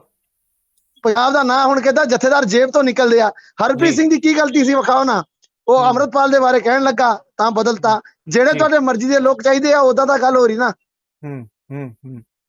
ਇਹ ਤੇ ਨਾ ਕਰੋ ਨਾ, ਸਿੱਖਾਂ ਦੀ ਭਾਵਨਾ ਤੇ ਸਿੱਧਾ ਹਮਲਾ ਨਾ। ਹਾਂ, ਇਹਦੇ ਵਿਸ਼ਵ ਦੇ ਅੰਦਰ ਸਾਡੀ ਹਾਸੀ ਹੋ ਰਹੀ ਆ ਕਿ ਜਥੇਦਾਰ ਜੇਬ ਤੋਂ ਨਿਕਲਦੇ ਕਰਕੇ। ਜੀ ਜੀ ਜੀ ਜੀ ਜੀ। ਪਰ ਅਸੀਂ ਇੱਥੇ ਸੇਵਾ ਦੇ ਬਾਰੇ ਤਾਂ ਨਹੀਂ ਕਿੰਤੂ ਪਰੰਤੂ ਕਰਦੇ ਆ, ਸੇਵਾ ਡਟ ਕੇ ਕਰਦੇ ਆ ਜੀ। ਹਾਂ, ਅਸੀਂ ਮਹਾਰਾਸ਼ਟਰ, ਮਰਾਠਾ ਰਾਜ ਤੇ ਰਹਿੰਦੇ ਆ, ਮਹਾਰਾਸ਼ਟਰ ਦੇ ਅੰਦਰ ਰਹਿੰਦੇ ਆ, ਫਿਰ ਵੀ ਇੱਥੇ ਸਿੱਖਾਂ ਦੀ ਹੋਂਦ ਰੱਖੀ ਆ ਅਸੀਂ। ਜੀ ਜੀ। ਹਾਂ ਠੀਕ ਹੈ, ਠੀਕ ਹੈ, ਠੀਕ ਹੈ ਪੁਜਾਰੀ ਸਾਹਿਬ, ਅਸੀਂ ਇਹੀ ਕਹਿਣਾ ਚਾਹੁੰਦੇ ਬਸ। ਜੀ ਜੀ। ਬਾਕੀ ਆਪ ਜੀ ਦਾ ਵੀ ਬਹੁਤ ਬਹੁਤ, ਆਪ ਜੀ ਦੇ ਚੈਨਲ ਦਾ ਵੀ ਬਹੁਤ ਬਹੁਤ ਧੰਨਵਾਦ। ਬਹੁਤ ਬਹੁਤ ਕਿਰਪਾ ਕੀਤੀ ਆਪ ਜੀ ਨੇ, ਸਾਡੀ ਜਿਹੜੀ ਗੱਲਬਾਤ ਰੱਖੀ ਆ। ਜੀ ਜੀ ਜੀ, ਬਹੁਤ ਬਹੁਤ ਧੰਨਵਾਦ ਕਰਦੇ ਆ ਜੀ ਪੁਜਾਰੀ ਸਾਹਿਬ, ਤੁਹਾਡਾ ਤੁਸੀਂ ਸਾਡੇ ਨਾਲ ਜੁੜੇ। ਬੜੇ ਸੰਜੀਦਾ ਮਸਲੇ ਉਹਨਾਂ ਨੇ ਸਾਹਮਣੇ ਰੱਖੇ। ਗੱਲ ਸੰਗਤ ਜੀ ਬਿਲਕੁਲ ਇੱਕ ਸੋਚਣ ਵਾਲੀ ਹੈ ਕਿ ਜੇ ਪ੍ਰਧਾਨ ਕੋਈ ਵੀ ਹੋਵੇ ਤਾਂ ਅਵੇਲੇਬਲ ਰਵੇ 24 ਘੰਟੇ ਕੁਰਸੀ ਦੇ ਉੱਪਰ। ਸੋ ਇਹੋ ਜੀ ਜੋ ਕਿ ਸੇਵਾ ਜੋ ਹੈ ਹੋਣੀ ਚਾਹੀਦੀ ਹੈ। ਹਾਲਾਂਕਿ ਜੋ ਕਿ ਆਪਾਂ ਦੇਖੀਏ ਤਾਂ ਇਹ ਲਾਜ਼ਮੀ ਵੀ ਹੈਗਾ। ਆਪਾਂ ਕਿਸੇ ਵੀ ਜੇ ਗੁਰਦੁਆਰੇ ਦੇ ਮੈਨੇਜਮੈਂਟ 'ਚ ਦੇਖੀਏ ਤਾਂ ਆਪਾਂ ਦੇਖਦੇ ਹਾਂ ਕਿ ਸਾਡੇ ਪ੍ਰਧਾਨ ਜਿਹੜੇ ਹੈਗੇ ਉਹ ਗੁਰਦੁਆਰੇ ਦੇ ਵਿੱਚ ਉਹ ਅਵੇਲੇਬਲ ਰਹਿੰਦੇ ਆ, ਕੋਈ ਕਾਰਜ ਹੁੰਦਾ। ਕਿਉਂਕਿ ਕਈ ਵਾਰੀ ਹੈ ਕਿ ਬਹੁਤ ਵੇਟਿੰਗ ਦੇ ਵਿੱਚ ਕਿ ਜਦੋਂ ਪ੍ਰਧਾਨ ਸਾਹਿਬ ਆਣਗੇ ਉਦੋਂ ਦੇਖਾਂਗੇ ਵਟਐਵਰ। ਸੋ ਬੜਾ ਕੁਝ ਹੋ ਜਾਂਦਾ ਹੈਗਾ। ਸੋ ਇੱਕ ਇਲੈਕਸ਼ਨ ਵੀ ਜਿਹੜਾ ਹੈਗਾ, ਇੱਕ ਇਲੈਕਸ਼ਨ ਵੀ ਜਿਹੜਾ ਹੈਗਾ ਇੱਥੇ ਇਹਦੇ ਵਿੱਚ ਕਿਹਾ ਜਾ ਰਿਹਾ ਕਿ ਡਿਊ ਹੈਗਾ। ਔਰ ਮੈਂ ਪੁਜਾਰੀ ਸਾਹਿਬ ਛੋਟਾ ਜਿਹਾ ਮੈਨੂੰ ਇੱਕ ਲਾਸਟ ਕਮੈਂਟ ਇਹਦੇ ਬਾਰੇ ਦੱਸ ਦਿਓ ਕਿ ਇਲੈਕਸ਼ਨ ਤੁਹਾਡਾ ਕਦੋਂ ਤੋਂ ਡਿਊ ਚੱਲ ਰਿਹਾ? 14 ਮਹੀਨੇ ਹੋਏ ਆ। ਅੱਛਾ ਜੀ। 14 ਮਹੀਨੇ ਤੋਂ ਡਿਊ ਚੱਲ ਰਿਹਾ। ਹੁਣ ਉਹਦੀ ਵੀ ਅੱਜ ਪੇਪਰ 'ਚ ਨੋਟਿਸ ਲੱਗੀ ਹੈ ਅੱਜ ਜੀ ਕਿ ਸਰਕਾਰ ਨੂੰ ਕੋਰਟ ਨੇ ਫਟਕਾਰ ਲਗਾਈ ਹੈ, ਕਲੈਕਟਰ ਨੇ ਸਰਕਾਰ ਨੂੰ ਅੱਜ ਉਹ ਵੀ ਤਾਰੀਖ ਹੋ ਗਈ ਅੱਜ। ਅੱਛਾ, ਹੁਣ ਇਲੈਕਸ਼ਨ ਜਲਦੀ ਹੋਣਗੇ। ਹਾਂ, ਉਹਨਾਂ ਨੇ ਕੋਰਟ ਨੇ ਫਟਕਾਰ ਲਾਈ ਹੈ ਕਿ ਛੇਤੀ ਤੋਂ ਛੇਤੀ ਇਲੈਕਸ਼ਨ ਲਗਾਓ ਕਰਕੇ। ਜੀ ਜੀ, ਠੀਕ ਹੈ ਜਿਹੜੇ ਕੰਮ ਸੁਧਰੂਗੇ ਫਿਰ। ਠੀਕ ਹੈ ਜੀ, ਠੀਕ ਹੈ ਜੀ, ਠੀਕ ਹੈ ਜੀ। ਬਹੁਤ ਬਹੁਤ ਜੀ, ਧੰਨਵਾਦ ਪੁਜਾਰੀ ਸਾਹਿਬ ਤੁਹਾਡਾ ਜੀ। ਸੋ ਜੀ, ਸੰਗਤ ਜੀ, ਧੰਨਵਾਦ ਜੀ, ਸਾਰੀ ਧੰਨਵਾਦ ਜੀ, ਅਪਡੇਟ ਨਾਲ ਧੰਨਵਾਦ। ਤੁਹਾਨੂੰ ਜੋੜਦੇ ਰਵਾਂਗੇ। ਸਾਡੇ ਨਾਲ ਰਜਿੰਦਰ ਸਿੰਘ ਪੁਜਾਰੀ ਜਿਹੜੇ ਸਾਬਕਾ ਮੈਂਬਰ ਨੇ ਹਜੂਰ ਸਾਹਿਬ ਗੁਰਦੁਆਰਾ ਬੋਰਡ ਦੇ, ਉਹ ਸਾਡੇ ਨਾਲ ਜੁੜੇ ਸੀਗੇ। ਅਸੀਂ ਉਹਨਾਂ ਦੇ ਨਾਲ ਵਿਚਾਰਾ ਸਾਂਝੀ ਕਰ ਰਹੇ ਸੀਗੇ। ਹੋਰ ਅਪਡੇਟ ਨਾਲ ਤੁਹਾਨੂੰ ਜੋੜਦੇ ਰਹਾਂਗੇ। ਵੇਖਦੇ ਰਹੋ ਕਾਲ ਚੈਨਲ।